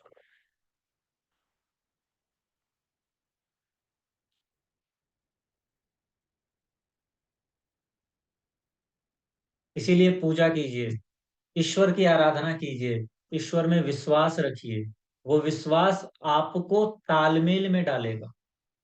आप अपने पड़ोसी से बात करते हैं और एक टाइम के बाद वो पड़ोसी आपका बहुत अच्छा पारिवारिक संबंध जैसा होता है वैसा हो जाता है, क्यों? शुरू में तो नहीं था, शुरू में तो आपने बात करना स्टार्ट किया था, लेकिन आप गौर से देखिए कि जब आपने पहली बार बात की तब भी इसी विश्वास के साथ बात किया था कि ये अच्छा व्यक्ति है, ये लोग अच्छे हैं, है ना? फिर वो भरोसा एक बार धीरे धीरे धीरे धीरे करके इतना घनिष्ठ हो जाता है कि वो पड़ोसी फिर आपके घर में आता है, चाय पीता है, आपको अपने घर परिवार के उत्सवों में बुलाता है, भाई भाईचारे जैसा संबंध हो जाता है। वो एक भरोसे के साथ होता है, शुरुआत उस भरोसे से हुई थी। ईश्वर में जब आप भरोसा रखते हैं, जब आप सत्य की तरफ चलते हैं, जब आप शांत होते हैं, तो प्रकृति आपके उसी पड़ोसी जैसी हो जाती है जो आपके साथ बैठकर चाय पिएगी एक समय के बाद।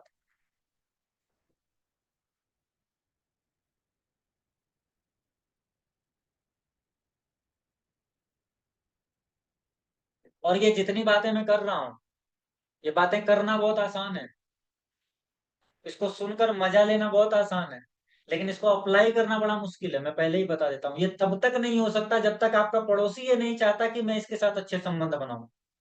सिर्फ आप पड़ोसी से बात करते हैं उससे नहीं होगा, वो पड़ोसी के भीतर भी चाहत होनी चाहिए, क्योंकि आप भी तो उसके पड़ोसी है ना। प्रकृति के साथ जिस तालमेल की बात मैं कर रहा हूं, वो जितना आपकी तरफ से होगा उतना ही उसकी तरफ से होगा, तभी बात बनेगी, क्योंकि आप में भी उसी की प्रकृति मौजूद है, अलग नहीं है दोनों से में कुछ।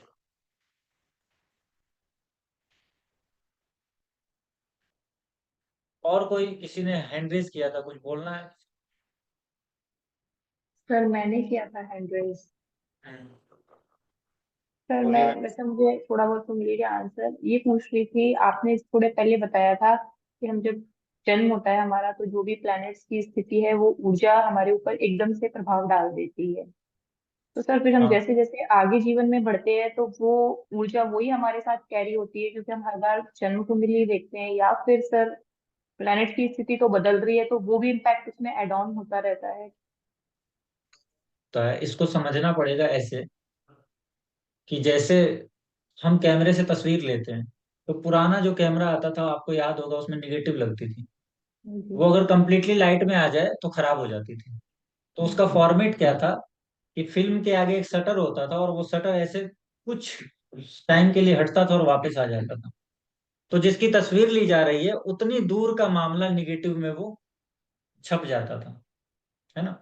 तो बिल्कुल वैसे ही है, जैसे ही जन्म हुआ वैसे ही आपके भीतर चेतना का जो कैमरा है वो एक तस्वीर लेता है ब्रह्मांड की, क्योंकि उसके पास कुछ है नहीं ना, वो बिल्कुल नया है। उसको पता कैसे चलेगा कि मेरे जो पहले के कर्म हैं, जो मैंने अभी तक जो मैं लाया हूं वो कहाँ है? तो ऐसा समझिए कि एक उदाहरण की तरह कि वो जो चेतना का कैमरा है वो एक बार फ्लैश को अपने हटाता है, और हटाते ही जो है ना पूरे ब्रह्मांड से उसका अपना जो इनक्रिप्टेड सामान है वो उसके भीतर आ जाता है।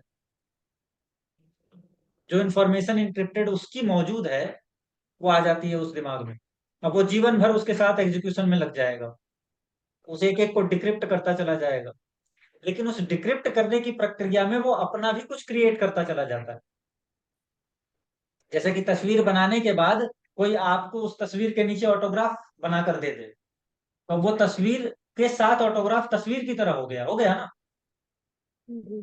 तो बिल्कुल वैसे ही जन्म के बाद जब हम कर्म करते चले जाते हैं तो लगातार तस्वीर में ऑटोग्राफ बनाते चले जाते हैं, और अब वो नई तस्वीर बनती चली जा रही है हर सेकंड हर मिनट। अब जब वो तस्वीर देखी जाएगी तो उस ऑटोग्राफ के साथ देखी जाएगी, सिंपल सिर्फ तस्वीर नहीं देखी जाएगी, समझ रहे हैं आप? जी तो कुछ भी स्टैटिक नहीं है, सब कुछ डायनेमिक है। जिसे आप स्टैटिक समझते हैं वो भी डायनेमिक है। ये मिटाना लिखना ये सब लगातार चलता रहेगा, और इसीलिए तो मैं कहता हूँ कि ये एक लूप है। आप इस लूप में किसी भी पॉइंट से बाहर निकलने का कोई रास्ता नहीं है। कोई अगर समझता है कि कहीं ये कंप्लीट हो जाएगा लूप, तो सर्किल कहीं कंप्लीट नहीं होता, इससे छलांग लगती है।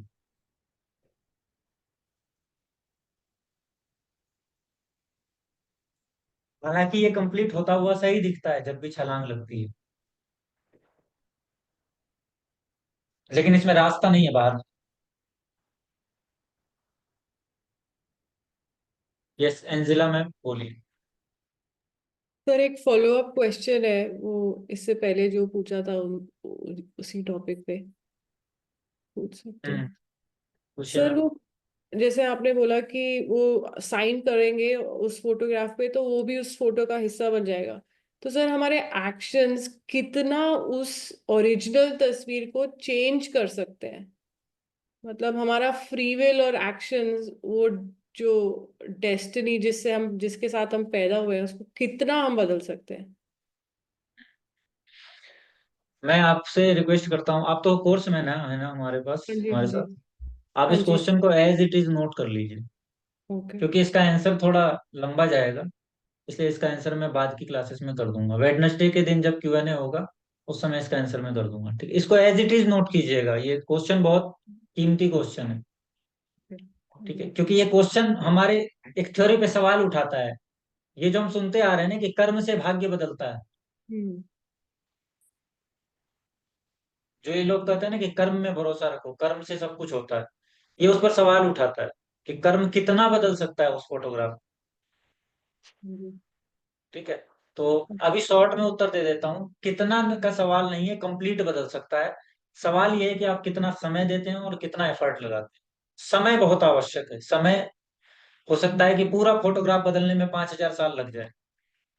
5,000 साल बाद एक नया फोटोग्राफ आएगा जिसको आप ट्रांसफॉर्मेशन कहते हैं ना, वो नया फोटोग्राफ है हर बार। हो सकता है 5 मिनट में हो जाए, डिपेंड करता है अपने एक एक व्यक्ति पर। ठीक है सर। ठीक ओके। है, एंजिला मैम बोलिए आप।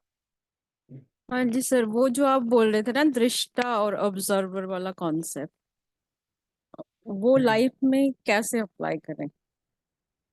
पैसे का सवाल नहीं है मैम, समझने का सवाल है। हाँ हाँ। ये बिल्कुल वही बात है कि कोई बोल कर पूछे कि चुप कैसे हो जाए। हाँ मतलब। अब ये पूछा नहीं जा सकता कि चुप कैसे हो जाए, चुप होना है तो हाँ हाँ। चुप हो जाओ। ऑब्जर्वर तो ऑब्जर्वर है ना। अगर आप इस हम्म शब्द को समझते हैं कि ऑब्जर्वर कौन है, और अगर आप इस शब्द को समझते हैं कि देखना सिर्फ कैसे है, तो आप जानते हैं कि क्या करना है। ऑब्जर्वर कौन है? ऑब्जर्वर वो है जो सवाल उठाता है। मैंने ये बात क्यों कही? मैंने ये हम्म। कहा इसलिए क्योंकि हम ईश्वर पर भरोसे की बात करते थे। मैंने ये कहा कि ओके। टेक्निक काम नहीं करेगी अगर आप उस पर भरोसा नहीं करें। अगर आपका पड़ोसी आपके पास आया है और आप उसको ऑब्जर्व करने लगे कि इसमें खामियां क्या है निकालूं, क्योंकि ऑब्जर्वर हमेशा खामियां निकालता है। हम्म आपने देखा होगा कि ऑब्जर्वर हमेशा खामियां निकालता है, और हम्म। खामियों से कोई भी अछूता नहीं है, तो आपका पड़ोसी भी अछूता नहीं रहेगा। आपके नजर में पहले एक ओके। खामी आएगी, फिर दूसरी आएगी, फिर तीसरी आएगी, फिर चौथी आएगी, फिर वो कभी भी आपका अपना नहीं हो सकता, वो पड़ोसी ही रह जाएगा, दूसरा ही रह जाएगा, क्योंकि आपने उसको ओके। ऑब्जर्व किया। ओके। एक लाइन है किसी शायर की कही भी, वो ये कहती है कि परखने में कोई अपना नहीं रहता, इसीलिए परखो मत। हम्म। ओके। ऑब्जर्वर जो है ना, वो परखने वाला व्यक्ति है। देखता हूँ, दिखाता हूँ। जैसे मैंने अभी बोला, 5 दिन पहले मेरे पास एक कॉल आया, मेरे एक हम्म। स्टूडेंट ने कहा कि सर ये टेक्निक काम नहीं कर रही, अब क्या हुआ? तुमने हदें पार कर दी उसको यूज करने की, क्योंकि तुम उससे दिखावा कर रही थी। हम्म। परखने लगी तुम हर समय। इसीलिए ज्योतिष में आप एक टेक्निक को सीखिए, उसको मास्टर कीजिए और उसको छोड़ दीजिए। समय आने पर जब उसका उपयोग होगा वो खुद ही सामने आ जाएगी। और ये हमेशा मेरे साथ भी होता है कि एक टेक्निक हुई, एक टाइम के बाद वो उसकी एनर्जी कम हो जाएगी तो वो अपना रिजल्ट नहीं दिखाएगी। फिर उस टेक्निक में फिर से उसी एनर्जी को डालना पड़ेगा। वो आता है फेथ से, वो आता है ऑब्जर्वर बनने की प्रक्रिया को भूल जाने से। समझ गए? बिल्कुल थैंक यू। सिंपल सी बात है, इसमें कोई ऐसा है ही नहीं कि कैसे करें। आपको बस ये समझना है कि क्या है ये, कैसे तो आपका माइंड आपको खुद बताएगा। Okay, thank you. आप सोचिए, मैं एक सवाल आपसे पूछता हूँ कि एक बच्चा होता है, वो चलना सीख जाता है। वो चलने से पहले सवाल करता है कि माँ चलें कैसे, तुम चलती हो मुझे भी बताओ चलें कैसे। वो चलना शुरू करता है। हमारा दिमाग हमारे लिए धोखा है, क्योंकि हम पूछते हैं कि चलना कैसे। पर उस क्या बच्चे के होता है ना, पास सॉरी। उस बच्चे के पास दिमाग नहीं है, इसलिए वो पैर रखता है धरती पर, घुटने सीधे करने का प्रयास करता है, सहारा लेता है और एक टाइम के बाद दौड़ने लगता है। प्रयास, प्रैक्टिस आवश्यक है। गिरेंगे आप, लेकिन वो पैर जो आपको बोल रहा है कि मुझ पर खड़े हो जाओ, वही सिखाएगा कि कैसे खड़ा होना है। हम्म। जब मैं कह रहा हूं ना कि आप ऑब्जर्वर की प्रक्रिया से हट जाइए, तो आप बस उसकी प्रैक्टिस में लग जाइए, आपको खुद ही पता चलेगा कि कैसे हटना है। और फेथ, सबसे पहला सूत्र तो हमारा यही कहता है कि फेथ, शांत चित्त होकर के गुरु के प्रति भक्ति भाव और ईश्वर के प्रति फेथ से भर जाओ, तो सब हो जाएगा। ओके। हमें ओके, चिंता थैंक यू। नहीं करना है कि कैसे हो जाएगा। आई प्रकृति के थिंक पास वो बहुत सॉरी, आई थिंक वो कंडीशनिंग होती है ना सर, बचपन से लेके, लाइक वो स्ट्रॉन्ग कंडीशनिंग हो जाती है। हम वर्ल्ड को एक सर्टेन वे में जज करने लग जाते हैं, देखने कंडीशनिंग लग। से तो उसी कंडीशनिंग से तो हाँ। निकलना है ना। मैंने जो ये कहा था कि हमें हाँ। खाली स्लेट बनना है, खाली स्लेट, तब मैं आप पे कुछ लिख पाऊंगा। वो खाली स्लेट उसी कंडीशनिंग को तो हटाने का काम है ना। करेक्ट। कंडीशनिंग तोड़नी है, तभी तो कुछ नया हम्म। जानेंगे ना। वो हम्म। बच्चा उस कंडीशनिंग में नहीं था तभी सीखना चल पाया, चलना सीख पाया। यस। या अगर वो एग्जैक्टली। कंडीशनिंग में होता तो वो चलना कभी नहीं सीखता, उसको हाँ। वॉकर देना पड़ता। और आप देखिए कि वॉकर के सहारे चलने वाले जो बच्चे हैं, वो पैदल चलने वाले बच्चों से लेट से चलना सीखते हैं। क्यों? क्योंकि उनको कंडीशनिंग मिल गई, सहारा मिल गया। वॉकर है हम्म। ना, आप बच्चे को वॉकर दीजिए, वो जल्दी चलना नहीं सीखेगा। हालांकि हम वॉकर इसीलिए देते हैं कि वो जल्दी चलना सीख जाए। हम्म। और किसी बच्चे को ऐसे ही छोड़ दीजिए, वो जल्दी चलना सीखेगा, क्योंकि उसका सहारा उसकी प्रकृति है। उसको भरोसा है कि मेरी माँ चलती है, मेरा बाप चलता है, मैं भी चल सकता हूँ। जब आपको ये भरोसा हो जाएगा ना कि मेरा गुरु ऐसा करता है, मैं भी कर सकता हूँ, हम्म। यही तो फेथ फेथ है ना। हाँ, और I think on what bigger scale, like life का प्रोसेस ऐसे ही है, kind of a thing, right? Life का बिकॉज प्रोसेस है ये, हम उस हाँ। प्रोसेस में बाधक हैं। हाँ, ट्रू। आई थिंक वो मुझे बहुत करता है कि लाइफ का हम जो प्रोसेस है उसमें, जो डे टू हम डे में बाधक, हम, हाँ, हम वो क्रिएट करते हैं कि ये करना है, वो करना है, ऐसे नहीं वैसे। हाँ। तो हमें बाधक नहीं बनना है, हम्म। हमें तो साधक बनना है। साधक और बाधक में यही तो फर्क है ना। साधक हम्म। वो जो साथ हो जाए, अपने को साध ले उसके साथ होने के लिए। हम्म। हम्म। और बाधक वो जो बीच में खड़ा हो जाए। अब देखिए, इसी सूत्र के जो अंतिम कुछ शब्द हैं वो ये कहते हैं कि दूसरे के शिष्य को मत सिखाओ। क्यों? हम्म। दूसरे के शिष्य को सिखाने से इसलिए मना किया गया है क्योंकि वहां पर भरोसा नहीं होगा। वहां पर उस व्यक्ति का नुकसान तो होगा ही जिसको आप सिखा रहे हैं, अपना भी नुकसान होगा। क्योंकि जब दूसरे का शिष्य आपके पास आता है, तो वो आपके पास बहुत पॉजिटिव इंटेंशन से नहीं आ रहा है। दूसरे का शिष्य आने के बाद आपके साथ कुछ भी कर सकता है।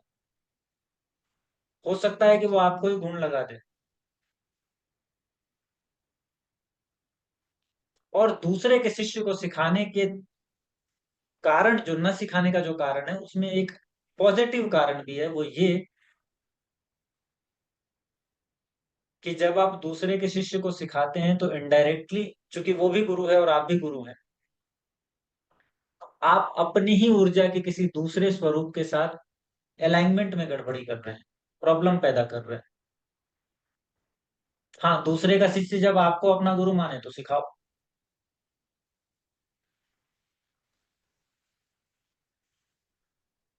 और एक बात है कि जब किसी, ये जो सूत्र हैं ये बहुत साल पहले के हैं, हजारों साल पहले के हैं। तो जिस समय में ये सूत्र बनाए गए थे उस समय में गुरु के साथ शिष्य अपनी कंडीशनिंग करता था। आज की तरह नहीं है कि 6 महीने के लिए कोर्स लिया और बात खत्म हो गई। वो उसके साथ जीता था, उसके ढंग को जीता था। गुरु के उठने बैठने काम करने के ढंग को अपने आप में समावेशित करता था। तो वैसी सिचुएशन में जब आप किसी दूसरे के शिष्य को अपने पास सिखाने के लिए लाते हैं, तो आप एक पकी हुई मिट्टी से कुछ नया बनाने का प्रयास कर रहे हैं। पकी हुई मिट्टी से घड़ा नहीं बनाया जा सकता।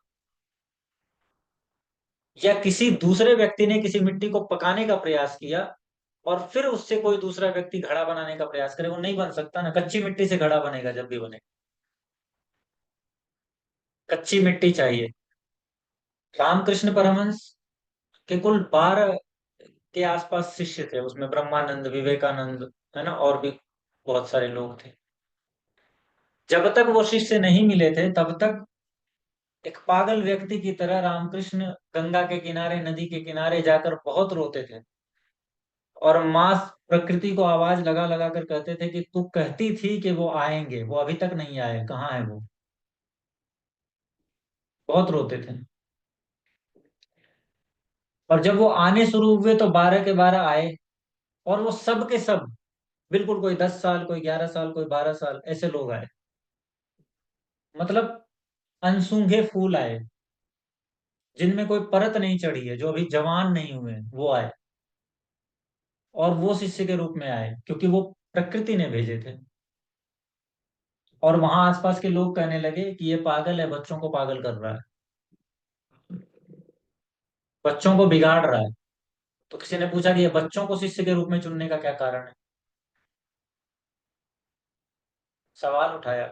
तो उन्होंने कहा कि ये सारे फूल हैं, ये कलियां हैं। ये जब कलिए कलिए फूल बनेंगे ना, तो इनको मैं माता प्रकृति पर चढ़ाऊंगा।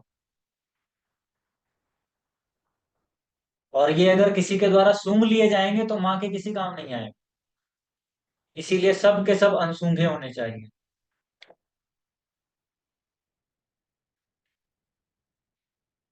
तो शिष्य के साथ गुरु का एक बहुत गहरा संबंध होता है, वो ऐसे ही नहीं होता मामला।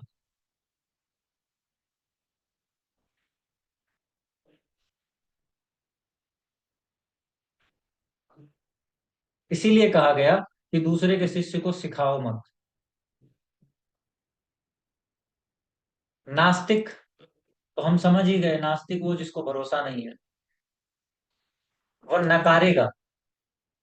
वो शांत नहीं हो पाएगा। जो नास्तिक है ना, वो शांत नहीं हो सकता।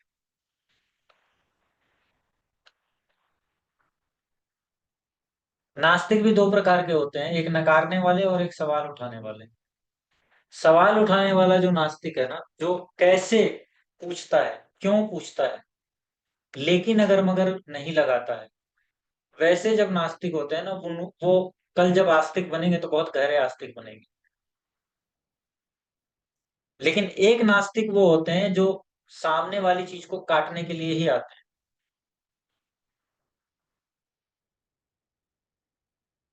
जैसे कोई डॉक्टर के पास चला जाए, और आपने ये सीरीज देखी होगी पंचायत, किसी ने देखी है? हाँ।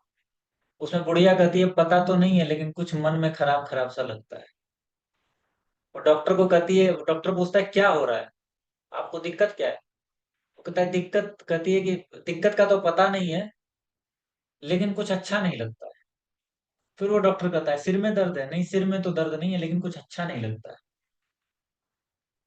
तो ऐसे लोग होते हैं जो डॉक्टर की फिलोसॉफी को काटने में लगे। वो यही कहेंगे कुछ अच्छा नहीं लगता, आप इलाज कर दो।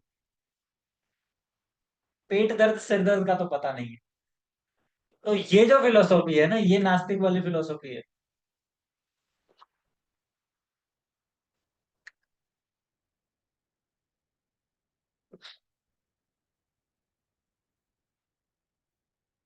और कनिंग जो है,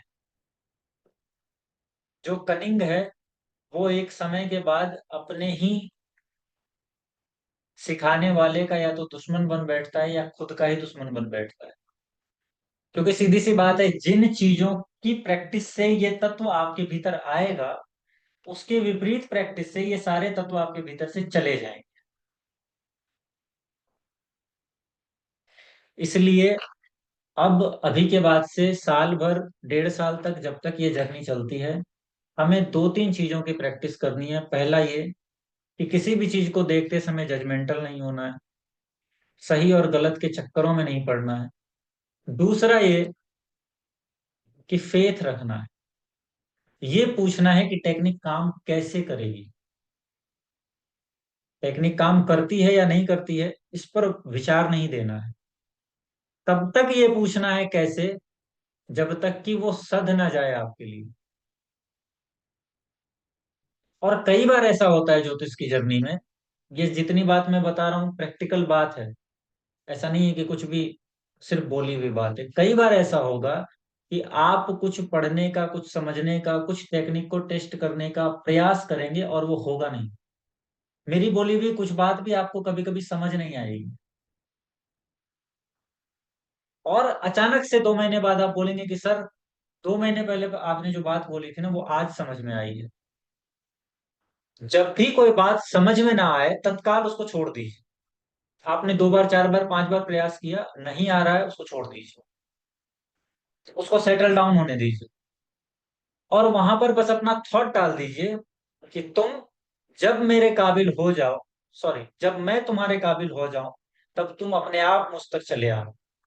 और 2 महीने, 4 महीने बाद वो चीज घूम कर आपके पास आएगी, जब आप उसके काबिल हो जाएंगे, और वो अपने आप को आपके सामने खोल देगी, समझाएगी आपको कि इस बात का ये मतलब है।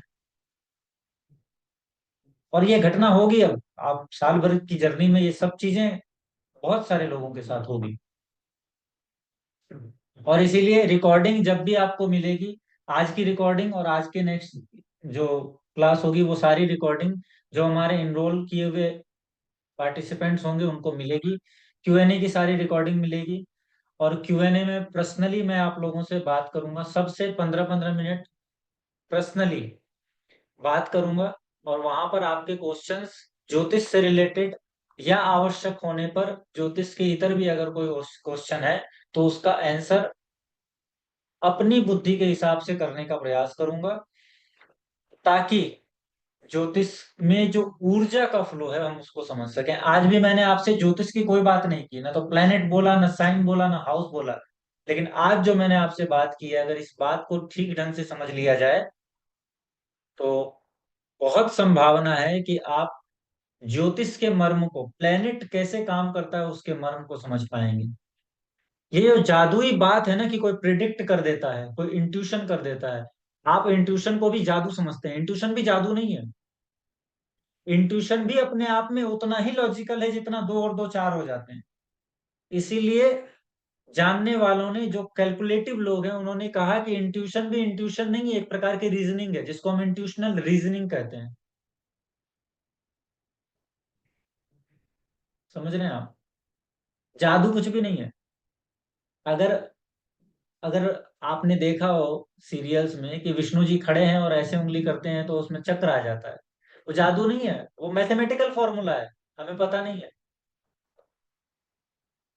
वो मैथमेटिकल फॉर्मूला है कि यहाँ से गायब हुए और कहीं और अपेयर हो गए।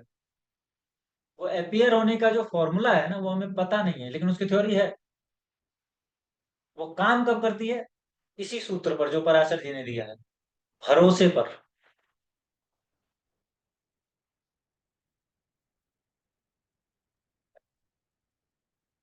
जैसे आप धरती को लात मारें, तो आपको भरोसा है कि धरती ब्रह्मांड में गिरेगी नहीं कहीं भी।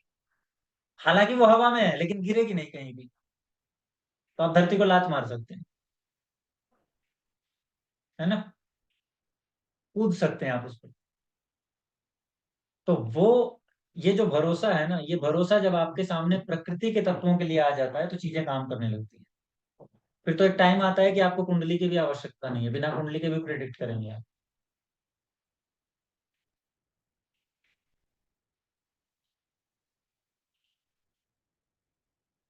ठीक है।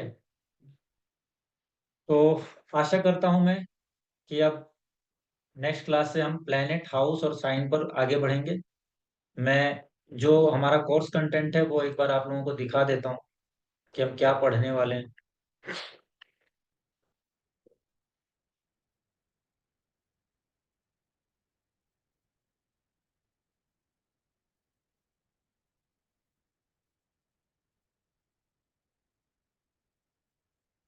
देखिए, स्टार्ट हम करेंगे प्लेनेट, साइन और हाउसेस से।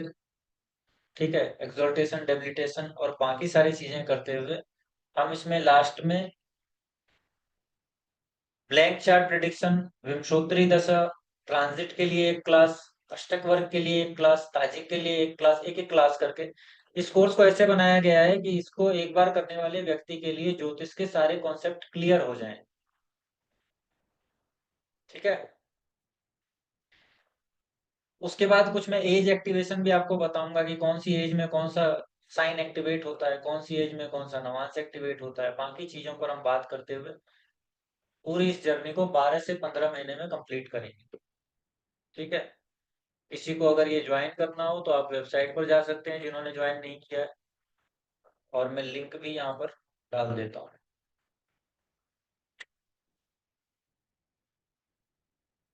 ठीक है, अब किसी को कुछ पूछना है आज की बात से रिलेटेड या कोर्स से रिलेटेड तो पूछ सकते हैं, फिर हम एग्जिट करेंगे और नेक्स्ट टाइम नेक्स्ट संडे इसी टाइम पर मिलेंगे। और गुलाम अली का 1 घंटा अब समाप्त हो चुका है। अब अगले बार से सुरताल छेड़े जाएंगे तो भीड़ नहीं बचेगी। ठीक है, Prashant ji. Yes, sir. Thank you so much. Just a couple of things जो मैंने नोटिस किया आज की क्लास में, और एक बस क्वेश्चन भी है। एक तो जब आपने अनसूंगे फूलों की बात कही, I don't know if someone noticed, Himakshi ji का जो बैकग्राउंड है, suddenly some flowers popped up just for a few seconds and they went away in the picture. So anyways, I think the way energies connect. Sir second question, जो आपने वो situational call जो थी आपके student की about the mother's health, उसमें बस एक जस्ट वेरी क्विक क्वेश्चन, हमने उस पर बात नहीं करी, पर जुपिटर और मून का देखना, उसी 6th हाउस को, लग्न लग्न को देखना, लग्न के लॉर्ड को देखना, और शनि का भी देखना, तो जस्ट एक मेरा बस क्लैरिफिकेशन था, maybe we can do this on Wednesday, but Shani का देखना slowness in recovery, but Jupiter और मून का साथ होना, जुपिटर के नेचुरल घर से देखना, क्या ये बताता है कि उनके ठीक होने के बहुत चांसेस हैं? उनके ठीक होने के बहुत चांसेस है नहीं, वो रिकवरी स्टार्ट हो चुकी है तभी वो जुपिटर वहां है। Excellent, okay, perfect. ठीक है, मैंने ये चार्ट इसलिए शेयर नहीं किया कि उससे आपको मैं कुछ सिखा सकूं, मैंने इसलिए शेयर किया कि मैं बता सकूं कि ऊर्जा अपने आप को आपके सामने रखेगी अगर आप ऊर्जा के होने का भरोसा करते। Thank you. Yes Angela ma'am. Sir मैंने सिर्फ पूछना था, नेक्स्ट क्लास के लिए सेम लिंक यूज होगा या आप फिर से भेजेंगे? नहीं, सेम लिंक यूज होगा। फिर जो जिन्होंने इनरोल किया है उनको हम 3rd क्लास से डिफरेंट लिंक देंगे, और वो सेम लिंक हमारे 1.5 साल तक, 1 साल तक चलेगा। 1 साल तक, 12 महीने तक, 13 महीने तक, जब तक ये क्लास होगी तब तक वो लिंक चलेगा। अभी 2 क्लास के लिए इसी लिंक को यूज करेंगे हम। Okay, thank you. Thank you. Rekha ma'am, unmute कीजिए आप।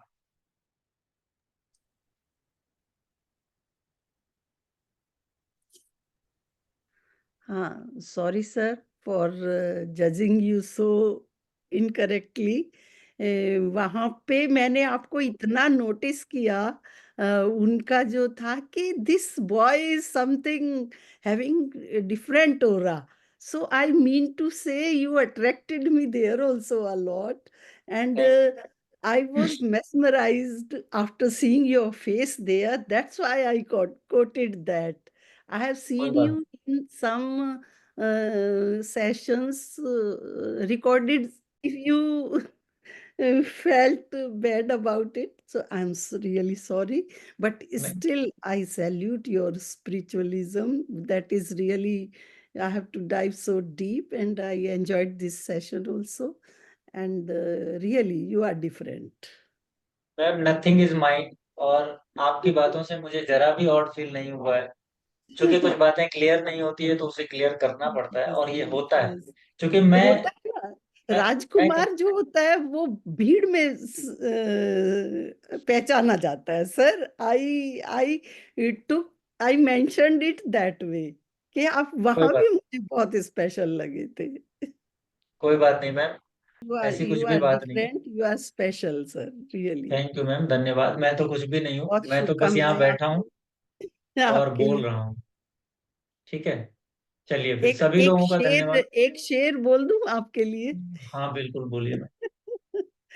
कुछ बात है कि हस्ती मिटती नहीं हमारी, सदियों रहा है दुश्मन दौरे जहां हमारा। धन्यवाद। अब यहीं पर हम आज की क्लास को विराम देते हैं। नेक्स्ट क्लास में मिलेंगे आप सभी से, और प्लेनेट, हाउस और साइन में से किसी एक चीज को पकड़ के आगे बढ़ेंगे। बेसिक से स्टार्ट करेंगे। आगे हाउसेस पर एक दो क्लासेस होंगी पूरी, आगे सिर्फ हाउसेस पर, ब्लैंक हाउस पर। और लास्ट में कोर्स के 8-9 महीने बाद, 10 महीने बाद, हम ब्लैंक चार्ट प्रिडिक्शन पर बात करेंगे। तो बहुत लंबी एक एक जर्नी जाने वाली है, एक एक पॉइंट को लेकर 2-2 घंटे विचार करेंगे हम, एक एक चीज पर। तो बहुत डेप्थ में जाने वाले हैं, इसीलिए धैर्य रखिएगा। विदाउट धैर्य तो आपको कुछ नहीं मिलेगा। धैर्य रखिएगा, और ध्यान रखिएगा कि हर व्यक्ति का अपना फ्लेवर है। जैसे आपने कहा ना कि मैं चुन ली गई हूँ, हम किसी भी चीज को नहीं चुनते। अगर अगर मैं यहाँ बैठा हूं तो ये मेरा चुनाव नहीं है। मैं यहाँ बैठा हूं, इसमें मेरी कोई भागीदारी नहीं है। मैं कुछ कह रहा हूँ, मैं नहीं कह रहा हूँ, मैं हमेशा ये कहता हूँ कि मैं यहाँ बैठा जरूर हूँ। इस कुर्सी से जैसे ही उठूंगा ना, कुछ और हो जाऊंगा, और इस कुर्सी पर बैठा हूं तब तक कुछ और हूँ। इसलिए अपने को तो मैं बिल्कुल भी नहीं मानता कि मेरा कुछ हस्तक्षेप है। और एज अ मीडियम, साल भर तक आपकी एनर्जी जो कुछ मांगेगी वो सब मुझसे निकलता चला जाएगा। ऐसी ही मैं प्रार्थना ईश्वर से करता हूँ। ठीक है, कमल जी कुछ बोलेंगे आप? जी सर। सर आपने बोला कि सर किताबों को छोड़ो, तो सर कोई एक टेक्स्ट बुक तो होना चाहिए, या क्या आप स्टडी मटेरियल देंगे सर, जिससे हम लोग अगर। मेरा एक कोट है बहुत पुराना, शायद 2012-13 में मैंने लिखा था। अभी भी आप मेरी फेसबुक आईडी पर जाएंगे तो पीछे मिल जाएगा वो। वहां मैंने ये लिखा था, वो मेरा अपना अनुभव है। वहां मैंने ये लिखा था कि ज्ञान की शुरुआत उस दिन से होती है, ज्ञान का पहला शब्द उस दिन आपको मिलेगा जिस दिन आप किताब के अंतिम पन्ने को पलट दोगे। किताबों में ज्ञान नहीं है। इसलिए मैं कहता हूँ किताब को छोड़ो। टेक्स्ट बुक मिलेगी नहीं, टेक्स्ट बुक बनेगी, वो आपकी अपनी टेक्स्ट बुक होगी। आप उसको अपने पास रखिए और ब्लैंक रखिए, और उसमें खुद लिखिएगा। उसमें सहायता मैं करूंगा। सिद्धार्थ जी है ना यहाँ पर, दिख रहा है ना आपको? सिद्धार्थ जी को होस्ट बने हुए हैं। इनको पूछिए, आज तक किताब के एक पन्ने को इन्होंने नहीं छुआ है, और ये मेरे साथ 2 साल 2.5 साल से सीख रहे हैं, और अच्छा प्रिडिक्शन वगैरह सब कर ले रहे हैं, अच्छा जा रहा है। जी इनको सर। पता भी नहीं है कि ज्योतिष में कितनी किताबें होती है।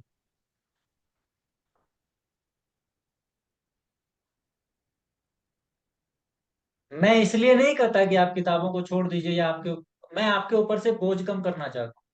कर लीजिएगा। जब समझ जाएंगे ना कि बंदूक किसी दूसरे को हार्म कर सकती है या अपने को हार्म कर सकती है, उस दिन हाथ में बंदूक ले लीजिएगा। उस दिन बंदूकों का जखीरा जमा कर लीजिएगा, बहुत सारी किताब खरीद लीजिएगा। लेकिन पहले इसीलिए बचने को कहता हूं कि वो जंजाल ना बन जाए, क्योंकि दिक्कत होगी। फिर आप बोलेंगे सर ये तो यहाँ ये लिखा है, ये तो वो लिखा है, ये तो वो लिखा है, और मैं जो बात कर रहा हूँ मैं एक्सपीरियंस की बात कर रहा हूँ, तो फर्क आ जाएगा। करेक्ट। ठीक है। यस और सर। क्लास में नोट्स बनाना है आपको। स्टडी मटेरियल में कुछ भी नहीं दूंगा, क्योंकि मेरे पास कुछ भी नोटबुक में नहीं है ही नहीं, तो दूंगा कहाँ से? जो बोलता हूँ मुंह से बोलता हूँ। रिकॉर्डेड रहेगा, 5 बार रिकॉर्डिंग देखिए एक एक क्लास की, और हर बार नोट बनाइए, आपको अलग अलग चीजें मिलेगी। ठीक है। सर। धन्यवाद सभी का, मिलते हैं नेक्स्ट क्लास में। Thank you so much. Thank you.